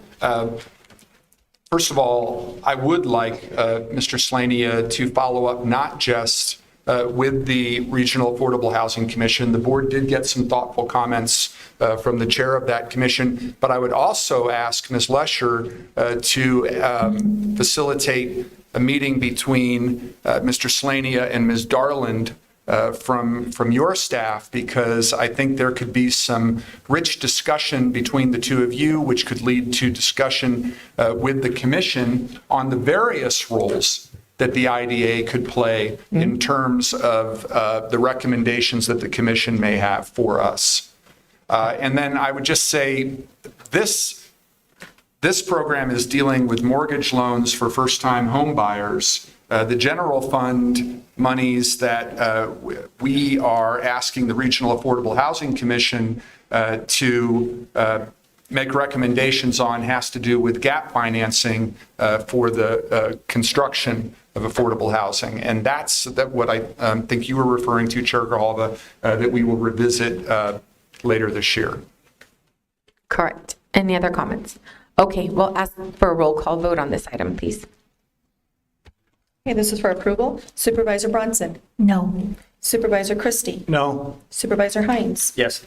Supervisor Scott. Yes. Chair Grijalva. Yes, item passes 3-2 with Supervisors Bronson and Christie voting no. Thank you so much. Do we want to address item 6 since we're on the page? Okay, so this is procurement granite company to provide West Silverbell Road, the Blanco Wash Bridge project. I'll go ahead and move the items. Second. Have a motion to second by Supervisor Bronson. Any discussion? Madam Chair, I have a question. Supervisor Christie. This is definitely a bridge being built, but it's building under the auspices of Pima County Project Design and Construction, and it's a bridge. Why isn't the Department of Transportation doing this? County Administrator Lesher. Yes. Thank you. Chair Grijalva, Supervisor Christie, I'll ask Deputy County Administrator DeBonis to explain the difference on that. Madam Chair, Supervisor Christie, so the Project Design and Construction Department helps to deliver projects across the range of different county departments. So they can be transportation projects, wastewater projects, facilities management, vertical building projects, natural resources, parks and rec. So they are a multidisciplinary team of project managers that deliver projects. The Department of Transportation is involved. They're the technical subject matter expertise, and so they will stay actively engaged in the process along the way. Any other questions? Okay, we have a motion and a second. All in favor say aye. Aye. Opposed? Item passes unanimously. Now we'll go back to can we start 5 whole minutes before the time certain? Do you think we could do that? Okay. All right, so we had a time certain for item 17, and we'll consider addendum 7 at that time too, because we have our county recorder here. So let's go ahead and take care of 15, the Memorandum of Understanding and Infrastructure Funding Agreement with Arizona at Work Pima County One Stop. I'll go ahead and move the item. Second. Have a motion, a second by Supervisor Christie or Supervisor Scott. I know. I'm just looking at, I'm sorry. Any discussion? All in favor say aye. Aye. Opposed? Item passes unanimously. Okay. Now we're on 17. It's a 2023 General Consolidated City School District and Vale elections, early ballot drop-off sites, and emergency voting locations. This is resolution number 2023-53. I'll go ahead and move the item. Second. I have a motion, a second by Supervisor Christie. We have a presentation, or you're here in case we have questions? Okay. Yes, Supervisor Hines. Yeah, thank you, Chair. I'm just curious about the early ballot drop-off locations. I believe there are overrides in Saurita, Flowing Wells, Apra Valley, and I think they have election day drop-off, but there isn't. I just think especially when there's that kind of a situation on the ballot, that those should also have, throughout the 28 days, it probably would be good for them to also have some kind of location to drop anytime throughout that period. And I just wanted to hear your thoughts from the recorder on that possibility, maybe not for this election, but for future ones. Recorder Casares Kelly, please. Thank you, Supervisor Hines, Supervisor Chair Grijalva. We are exploring whether or not we can add a location in Sahuarita. We had conversations just yesterday regarding whether or not we can host a drop-off location there. We are looking to identify a place on the northwest side for an additional location. However, this is an all vote by mail election, which typically, because so many people receive the ballots automatically through the mail, they are more likely to simply return them through the mail. We have not seen large numbers of people who are choosing to vote in person. They like the convenience of receiving that ballot through the mail, and we will have additional locations. We have up to 17 locations where they can still drop off their ballot in person throughout the county. And so, again, this is typically a lower turnout. This is typically a high vote by mail election, and we are approaching 2024. So we're working really hard to try to provide planning and equipment for all of that as well. So, but that is definitely something we're taking a look at, thanks to your office reaching out. Great, thank you. Any Madam other, Chair. Supervisor Christie? So these drop-off locations are going to be staffed by your office? Your Yeah. office personnel? Are there going to be observers? Supervisor Christie, Chair Grijalva, yes, all ballot drop-off locations. Pima does not have any unstaffed ballot drop-off locations. We don't have that yet here in the county. We will have at least 2 people of bipartisan teams at every location. It's very complicated in the number of places. There are replacement ballot sites, there's early voting sites, there's vote centers, and they all have statutorily different designations. And so it is very confusing for many people. I believe the elections department will have vote center observers. None of the locations under the recorder's office will have observers at that location, though we are allowing observers at our ballot processing facility as we have done in the past. Any other questions? Okay, so we have a motion and a second. All in favor say aye. Aye. Opposed? Item passes unanimously. Now we're on item 7. It's at Thelios, on the addendum, I apologize. Item 7, Thelios LLC, amendment number 1 to provide database management, extend contract term to 9/5/24, amend contract language and scope of services. This is a special revenue fund. I'll go ahead and move the item. Second. Have a motion, a second by Supervisor Scott. And do we have any questions? Madam Chair? Supervisor Christie. This is a renewal of a contract that's already been existent of a consultant, off-site consultant who is managing the management and consulting of the database. And my first question is, most Pima County departments have moved to the cloud. Have you, Madam Recorder? Recorder Gabriela Casares Kelly or Deputy Recorder? Is Chuban? Pardon me, Supervisor Christie, is this in regards to Storing the database? So,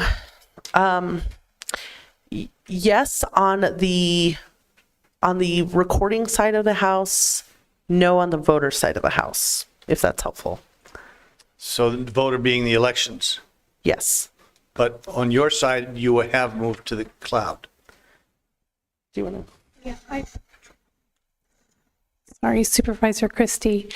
What the recorder was saying is that for our records management database, that has been moved to the cloud. Last year, we migrated to a software solution that is hosted by Tyler Industries.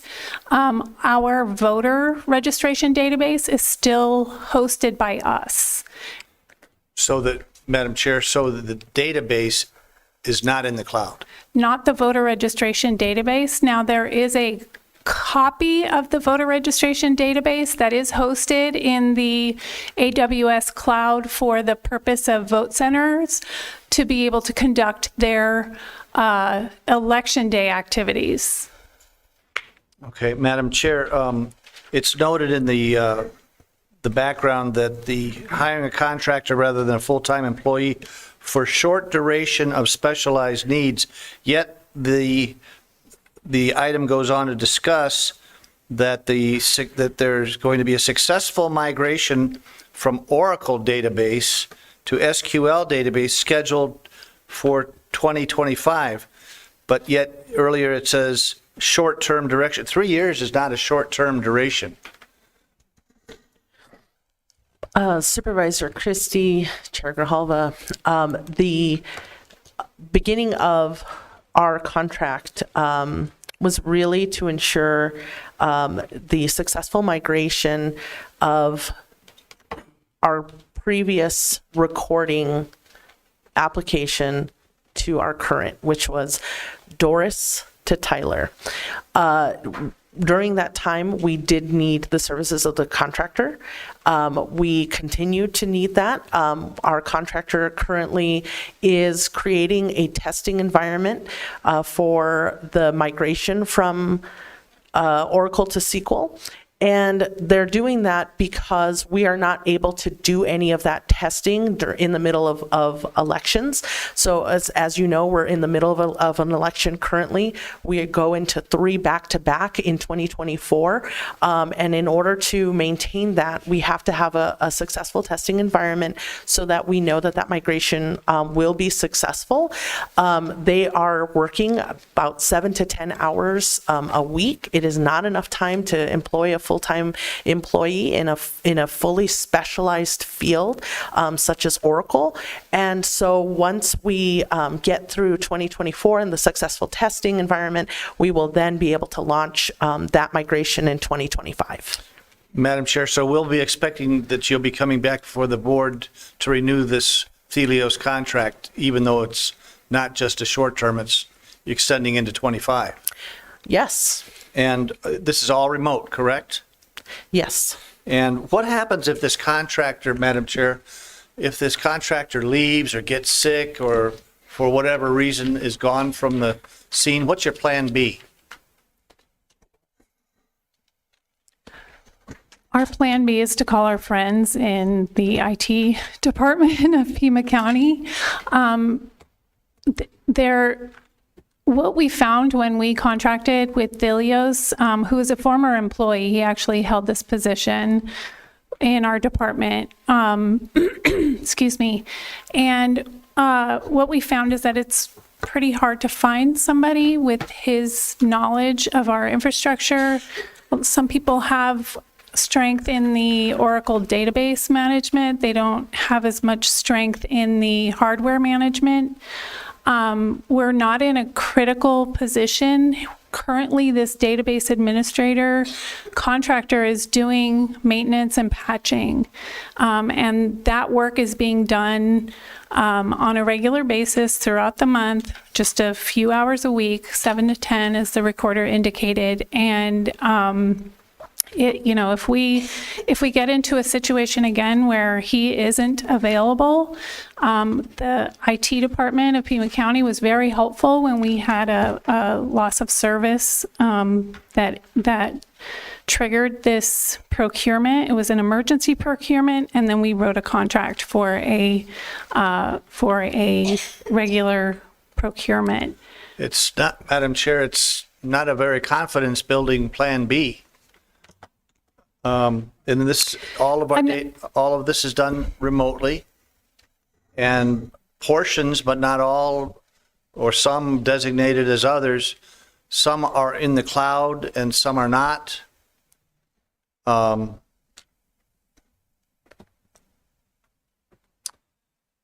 So you can see that there are indications that perhaps a revisitation of the Plan B and some, could any Oracle guy learn? Supervisor Christie Chergarhalva, what we have found when we actually reached out to Oracle and their services was that they were not as familiar with our internal, I have referred to the Doris program as a Frankenstein program, something that had been pieced together over and over, a Frankenstein application, my apologies. So it is very difficult, and the specialized knowledge that Thelios brings us is really critical. It is also, it's not that it can't be done. It would just be a very large lift on the part of ITD. We have been working very closely with the ITD department talk about what our options are. We do know that we will find a way through. However, this is the best solution for our office at this time.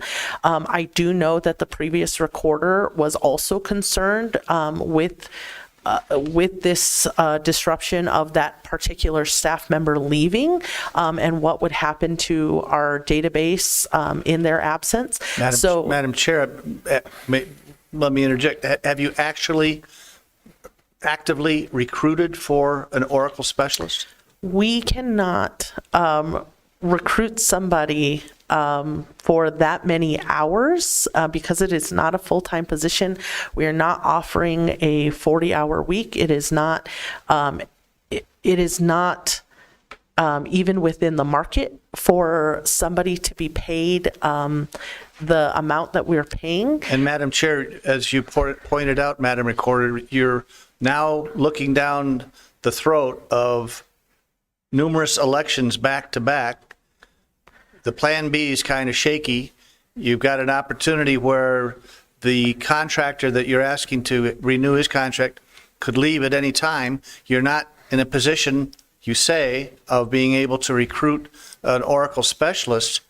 Don't you feel some kind of urgency that this matter, with all of the cloud issues that are involved with the voter database, that perhaps this requires a bit more attention and detail? Supervisor Christie, I'd like to push back on the idea that our plan is not solid. Our plan, we do have full confidence in our current plan.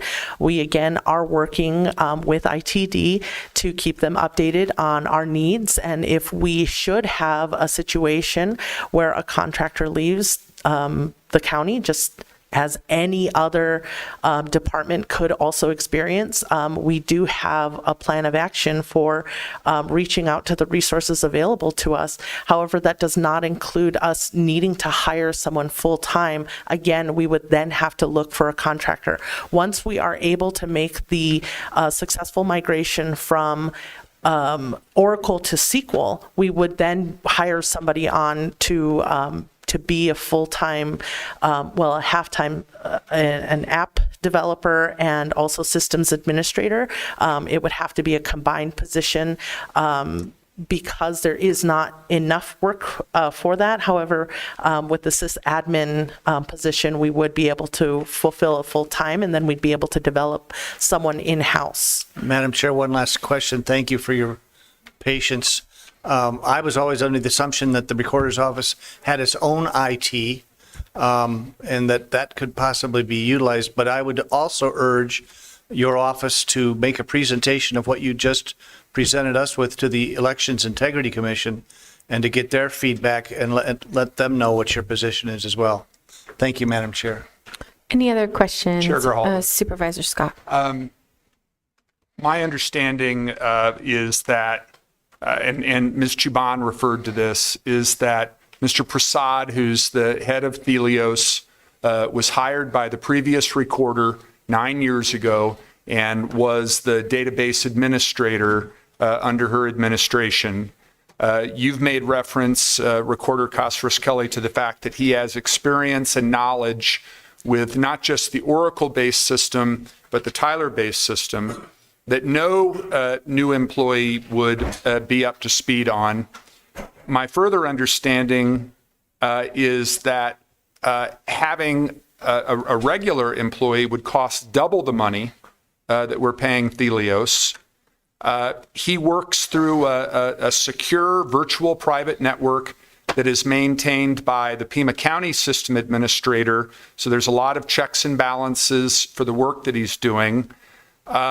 I appreciate always that there needs to be a plan B, but I'm not understanding that there's any imminent risk of this person not fulfilling their contract. Furthermore, there doesn't seem to be any evidence of any problems or risks with the security of our databases. This has struck me since the outset as a secure, efficient, and cost-effective move as we're making the transition from Oracle to Tyler.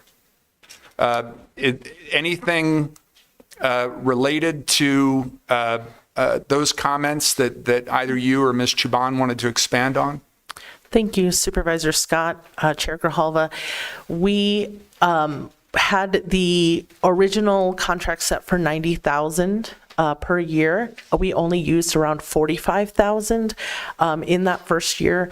If we, number one, Thelios and Mr. Prasad, who is the head of Thelios, his qualifications, even for him to have been an employee here for Pima County, was a severe pay cut because of his qualifications.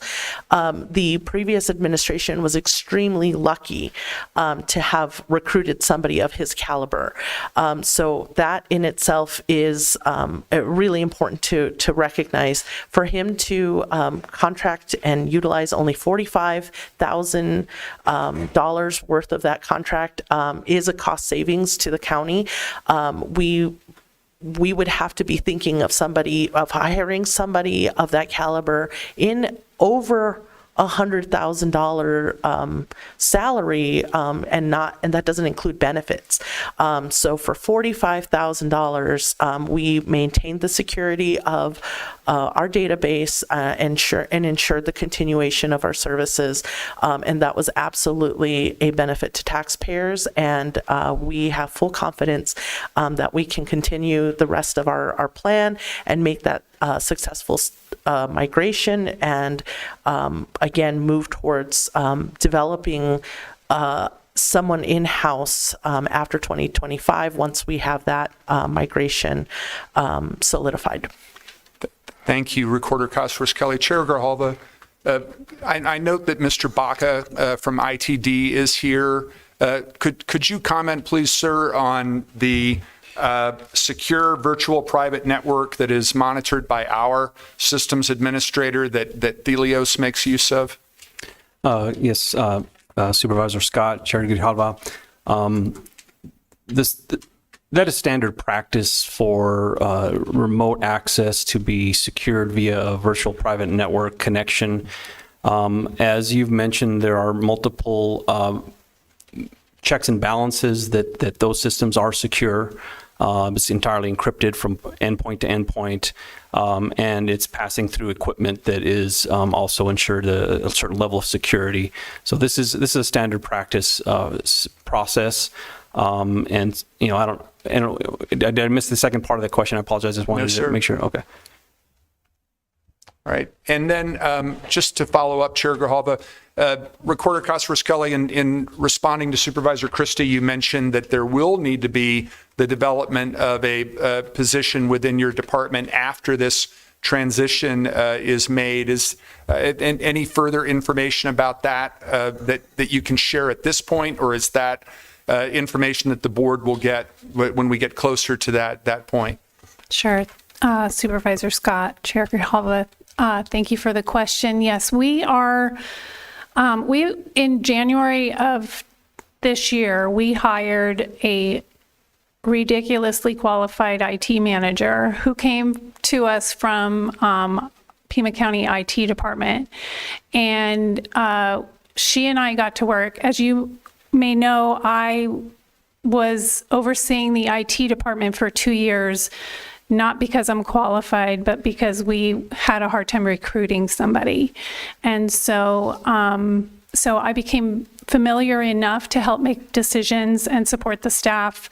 And in her first 6 months, we had developed a plan that included some reorganization of our IT department and already planning for the migration of this very specialized database management to a more user-friendly database management without losing any of the security involved.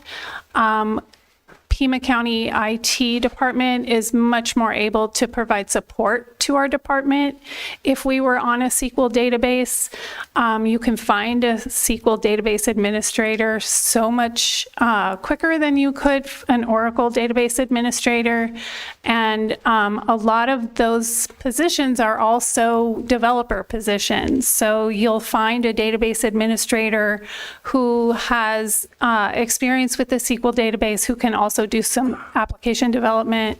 And so that's our plan. It isn't completely solidified because we also have current employees, and we're looking at what their skill sets are and maybe shifting some of those skill sets. And so as soon as you requested, as soon as we have a firmer plan, then we're happy to share that. Thank you. And Mr. Baca, anything that you would add to those comments in terms of the partnership that you have with the Recorder's Office? Supervisor Scott, Chair Grijalva, we have maintained and fostered a very active, supportive, and advisory relationship between Central IT and the Recorder's Office. I feel that that has started to reap rewards in terms of preparedness and security and just oversight from all aspects. And we just remain committed to support, as we do all elected officials, wherever there's a need identified that Central IT can come in and provide that support. That's what we're here to do, and that's what I'm here to do, is to reassure the board that while this is not an uncommon scenario where there are unique, almost proprietary systems that need to be supported, and the plan that is currently in place is one that we've also agreed to and understood that it's advisable for that migration from Oracle to SQL will help accomplish a more sustainable database infrastructure for the application. But that can't happen overnight. It's critical that it happen over a planned and methodical planned process. And Central IT remain committed to support the Recorder's Office whenever a need should arise. But hopefully that adds a little bit of context to your question. It does. Thank you, Mr. Baca, and thank you, Chair Grijalva. Yeah, thank you. Any other questions? Okay, we have a motion and a second. All in favor say aye. Aye. Aye. Opposed? No. No. Item passes 3-2 with Supervisors Christie and Bronson voting no. Thank you. All right, we'll go back. So we're done with the addendum, it looks like. Alyssa will tell me if I'm wrong. Okay, so now we're on the Board of Supervisors sitting as other boards. Item 10, flood control. I'll go ahead. Did we do that? No, we didn't, right? I'll go ahead and move the item. Second. I have a motion, a second by Supervisor Hines. Any discussion? This is the dedication of a right-of-way for Cortero Road and Silverbell Road. Okay. All those in favor say aye. Aye. Opposed? Item passes unanimously. Sitting as the Board of Supervisors, approval of the consent calendar. I'll move the item. Second. I have a motion, a second by Vice Chair Scott. Any discussion? All in favor say aye. Aye. Opposed? Item passes unanimously. Item 12 for the Board of Supervisors, our meeting schedule from January 24th through December 2024. I'll move the item. Second. Have a motion and a second. Any discussion? Madam Chair, question? Supervisor Christie. We have, in the new schedule all the way through the next year, 2 meetings in August. Why? Why not? Well, we have 2 meetings every month. Well, let me go back to the actual calendar.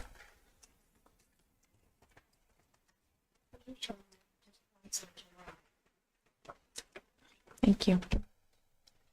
So they're assigned 2 meetings a month. Right, but we did that this month too. My point, I didn't mean, excuse me, it's the length in between. There's 6 days. I believe it had to do with holidays, but go ahead. Chair Yes. Grijalva, I think the issue is the August 19th, the 6th day. August 19th is a Monday. It is the one Monday each year where we're legally obligated to meet to do the final budget adoption, or I'm sorry, to set the tax levy. So I think that's why you're right. Well, normally it's the first, we have a couple weeks in between. That one is shorter even than usual. Thank you, Madam Chair. Okay. And August 6th is the primary, the election primary, so we avoided that date. Okay, any other questions? All right, all in favor say aye. Aye. Opposed? Item passes unanimously. Item 13 is the appointment of Sergeant of Arms, John Stuckey, effective Today, October 3rd. I'll go ahead and move the item. Second. Have a motion, a second by Vice Chair Scott. Any discussion? Madam Chair, Yeah, I know I asked. Supervisor, have to ask for consent. Supervisor Hines, go ahead. Yeah, I just wonder that, I've sometimes been nominated for stuff. I'm like, I'm good. But I just, it's like, are you good? Oh, thank Great. you. Okay. Okay. Madam Chair. Supervisor Christie. Yes, in light of the recent developments over this issue, I'm requesting that the clerk of the board read for the public record Pima County Sheriff Nanos's letter to you, Madam Chair, sent the September 25th.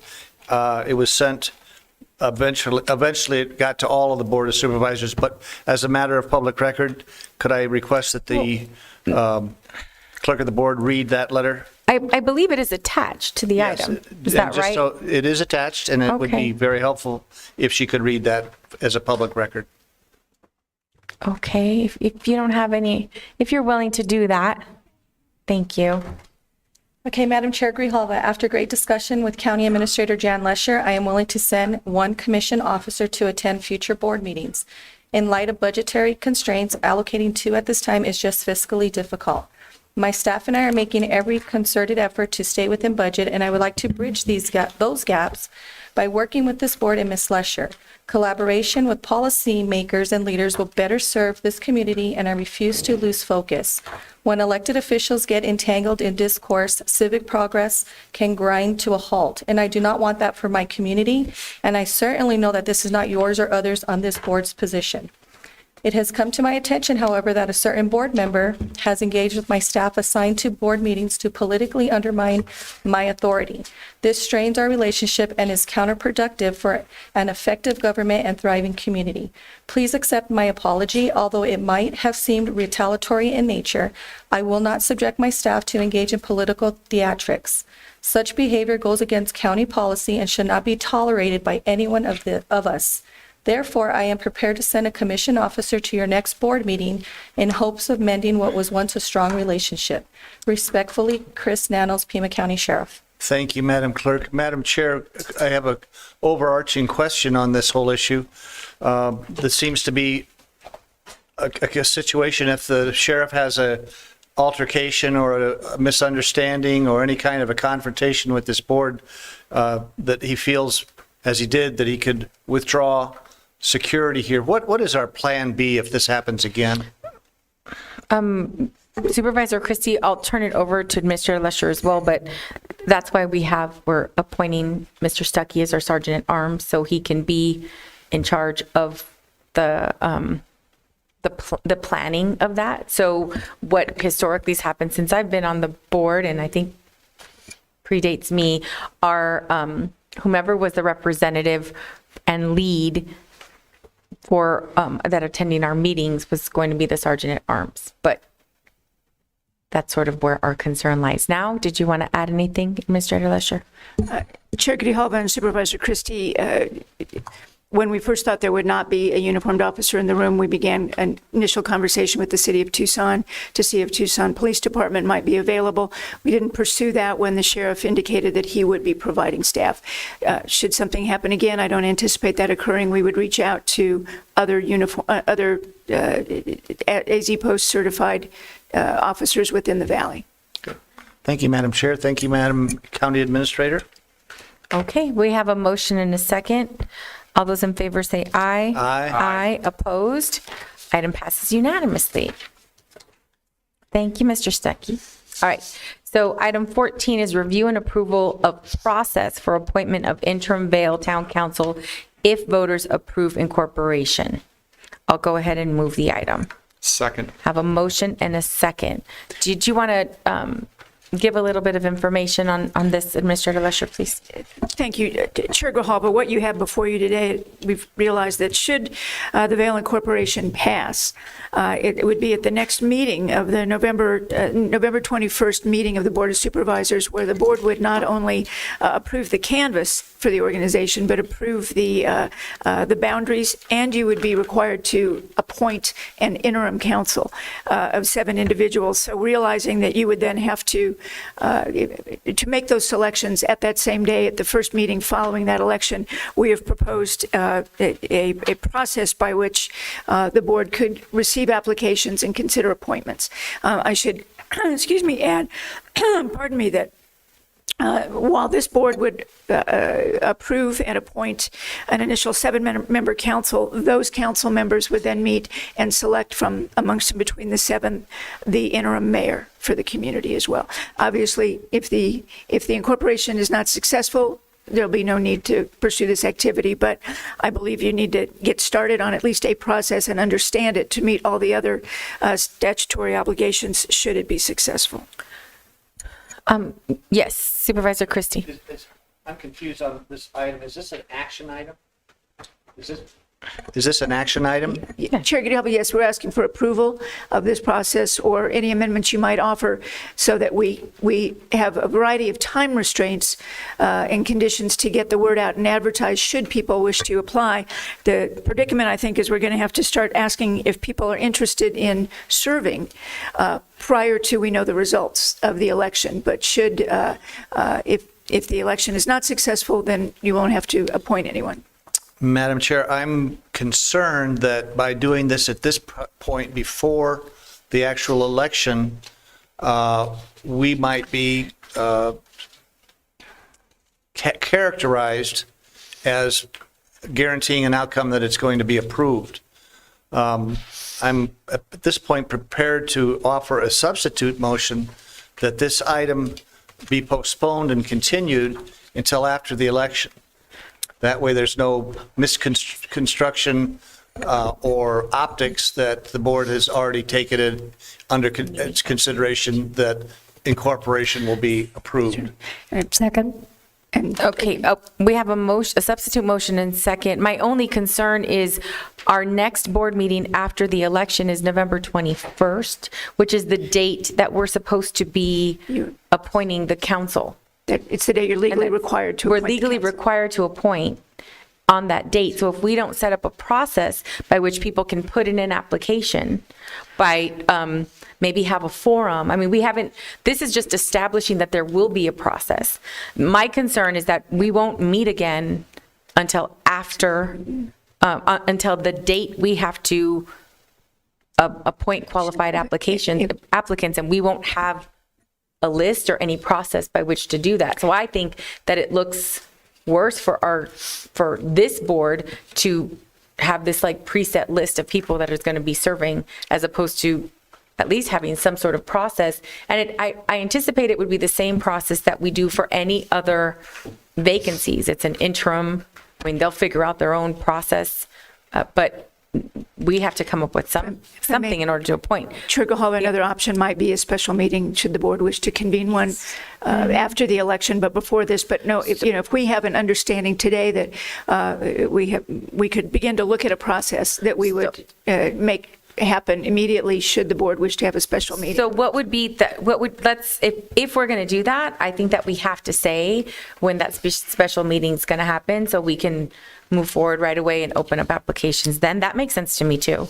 I don't want to do that on the day of the date that we're supposed to appoint. I understand the concern. That is a drop dead date. Yes, sir. So I would amend my substitute motion that we determine a special meeting of the board to consummate the process that we are at this point going to allow to move forward, but the decisions and the choices will be made after the election. So election day is November 7th. So we would need to meet like the 8th or something, because on the 7th, we won't know whether it passes or not, right? Well, you're probably not. It's election day. Give it a couple days before, because it takes forever to come. Just consider the window of time. I am too. Yeah. I am. How about the 14th? That gives us a week. Do you think that I'm just public perception? I want to make sure that we have enough of an opportunity to accept applications and to have some sort of public forum or discussion, because I think if I were part of the community, I would want that. And that doesn't really give us a lot of time. That means like a public forum could happen on the 20th. I'm just trying to like lay out the timeline, I think it's a very quick turnaround. Yeah. I'm sorry, Supervisor Hines, and then I'll go back to you. Thank you, Chair Grijalva. So this is, I mean, if the voters of the community do not approve incorporation, then nothing happens, right? This is just due diligence, getting prepared basically for a very, very rapid turnaround that's legally required for this board to install the entire government for the potential future town of Vail. I mean, I think we should probably move forward with this, with the original motion, I mean. No, I understand, and I would like us to be unanimous on that, so I think if we delay a little bit, I'm comfortable with delaying. I understand your concern too, Supervisor Hines. I worry that, I think what I hear Supervisor Christie saying is it's sort of, the board is endorsing without endorsing this. Do you see what I mean? Like, we're endorsing moving forward with incorporation if we do these things versus identifying where we're legally required to intervene. Does that make sense? It does. And Madam Chair, if I might just point out, this is a much smaller election as far as counting the votes. It should not impact it. But the 7th is a Tuesday. The 14th would be the following Tuesday. How about the 16th? Go ahead. Chair Mr. Grijalva, Lesher. again, up to the wishes of the board. On the 21st, you are legally required to select those individuals and name the interim council. So if you believe that if we meet on the 16th or the 14th, and that in 1 week we have adequate time to notify the public and get nominations and applications and allow you a window to interview if you've got the time to do it, we understand. I would feel more comfortable going forward with an emergency meeting or special meeting. Let's not say emergency. On November 9th. 10th? 9th or 10th? Well, that's a Friday. I'm suggesting that perhaps we advertise, we have the weekend, and then, I don't know, or we can do the 13th. Chair Grijalva, Yes. if I may. Yes. We usually agendize special meetings. I think if there's a vote and the board approves to have a special meeting, perhaps we could bring back the discussion about the exact date when we have more time to analyze that than trying to pick a date now. Just a suggestion. So should we bring this item back on the 7th?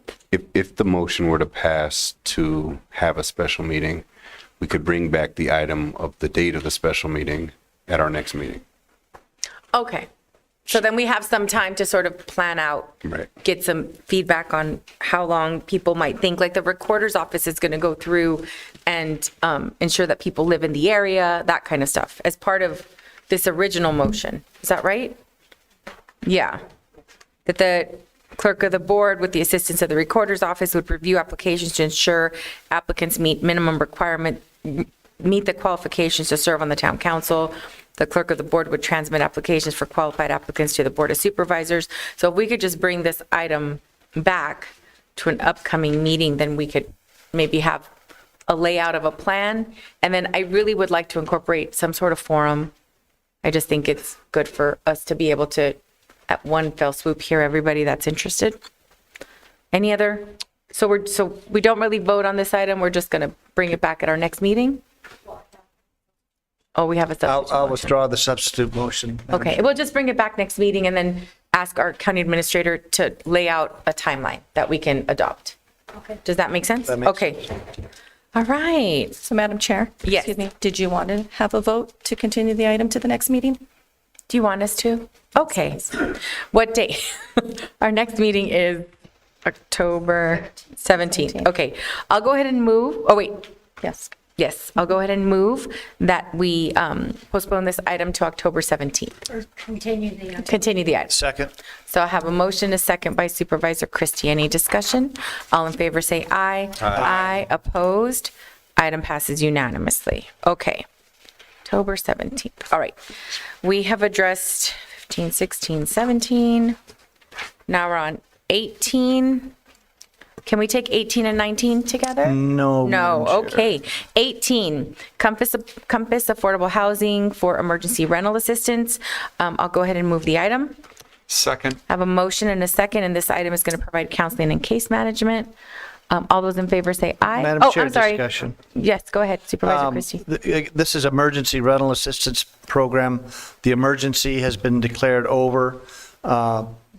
That's not an emergency, and market conditions are creating the situation, not the former hereby declared non-emergency. So I will be voting against this. Okay, any other discussion? I have a motion and a second. All in favor say aye. Aye. Opposed? No. Item passes 4-1 with Supervisor Christie voting no. Item 19 is the City of Tucson to provide an IGA for operation and maintenance of El Presidio Plaza and parking garage. No cost for a 5-year term. I'll go ahead and move the item. Second. Madam Chair, Supervisor it says Brazos. 50-year term. Oh, 50, thank you. Yes, 50. Forever, really, yes.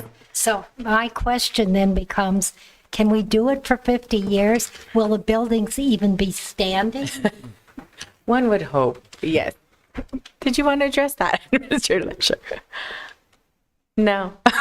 Madam Chair, Yes, there is a concern because there was talk that the whole Presidio complex was sinking.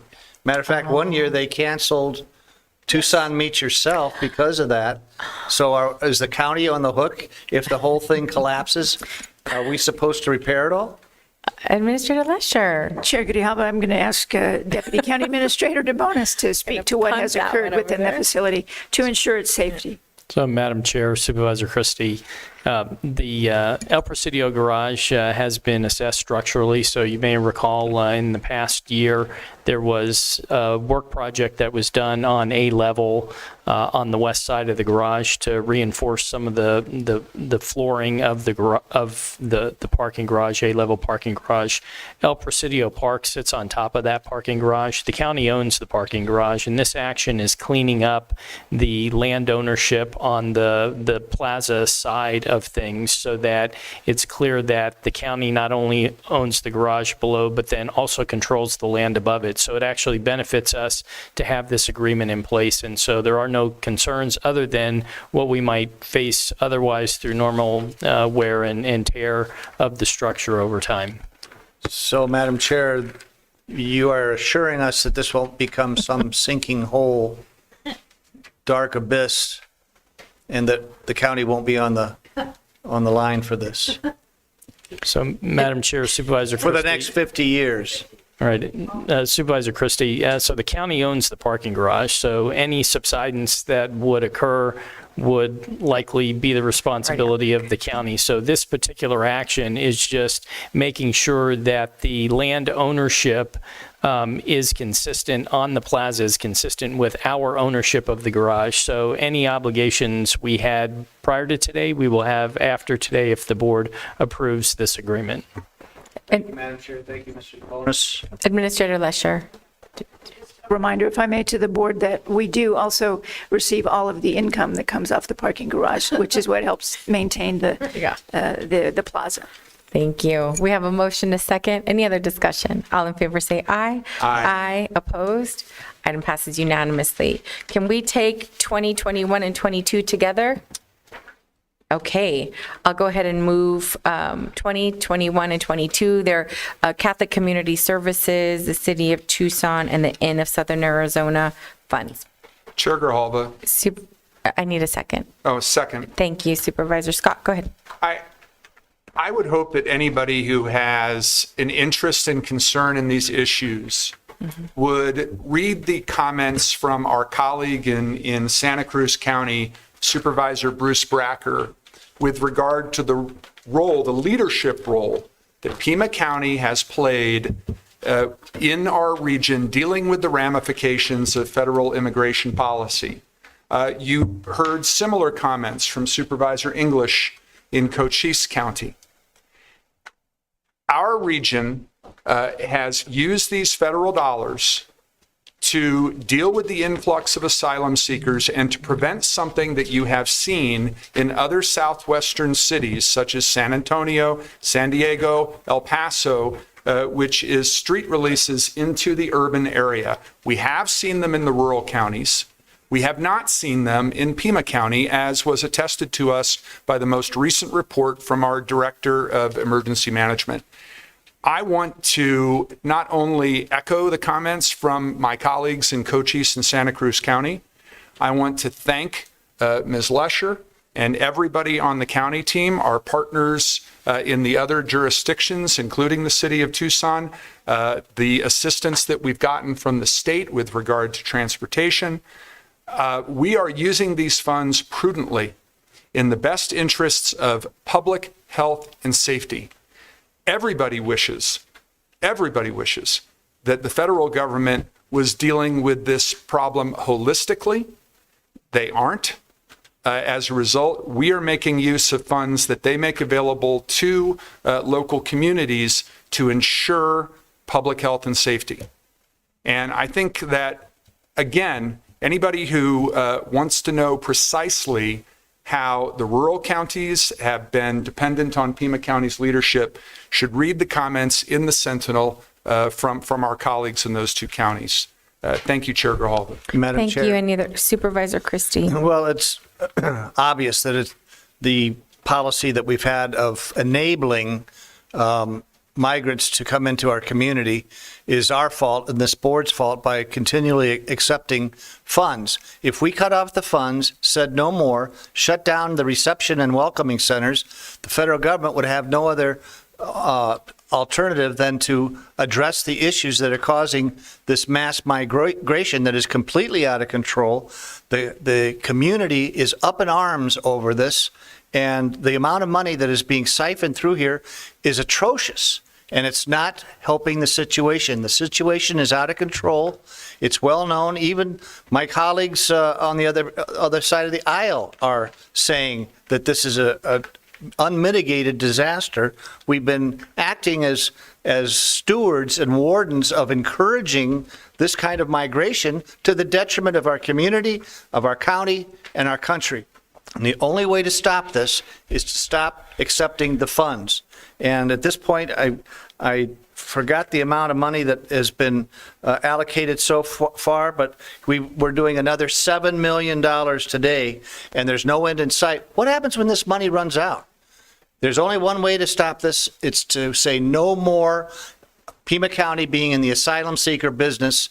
We're stopping all activity. We're sending back the money. Figure something else out. Then we'll get action. Thank you, Madam Chair. Yeah, I'm going to disagree with you, Supervisor Christie, because I think that, one of the things that we are doing is ensuring the safety of all of our community by giving an opportunity for people who are unfamiliar with our country to have a way to get to those sponsors. The system is clearly broken, but I think that the only way for us to ensure that smaller communities that are completely ill-prepared for, the release of 800 people in their community is for us to continue to provide these services. And we're not just safeguarding the safety of Arizona. This is not just Pima County. I mean, we should not be in this position, but we are, and it's a failure of the federal government, many administrations, by the way. So I think that the only thing that we can do is continue to ensure that people that are coming into our communities have the support that is needed to get them to their final destination, because Pima County or Santa Cruz or Cochise is not their final destination, and also to ensure that our other community members are safe by testing people for different RSV, not just COVID. So I'm going to go ahead and support this. I think that it's important for us to continue to provide these services until there is some movement at the federal system. So with that, any other comments? Madam Chair. Supervisor Bronson. Yeah, I have normally voted for this, but I concur with Supervisor Christie.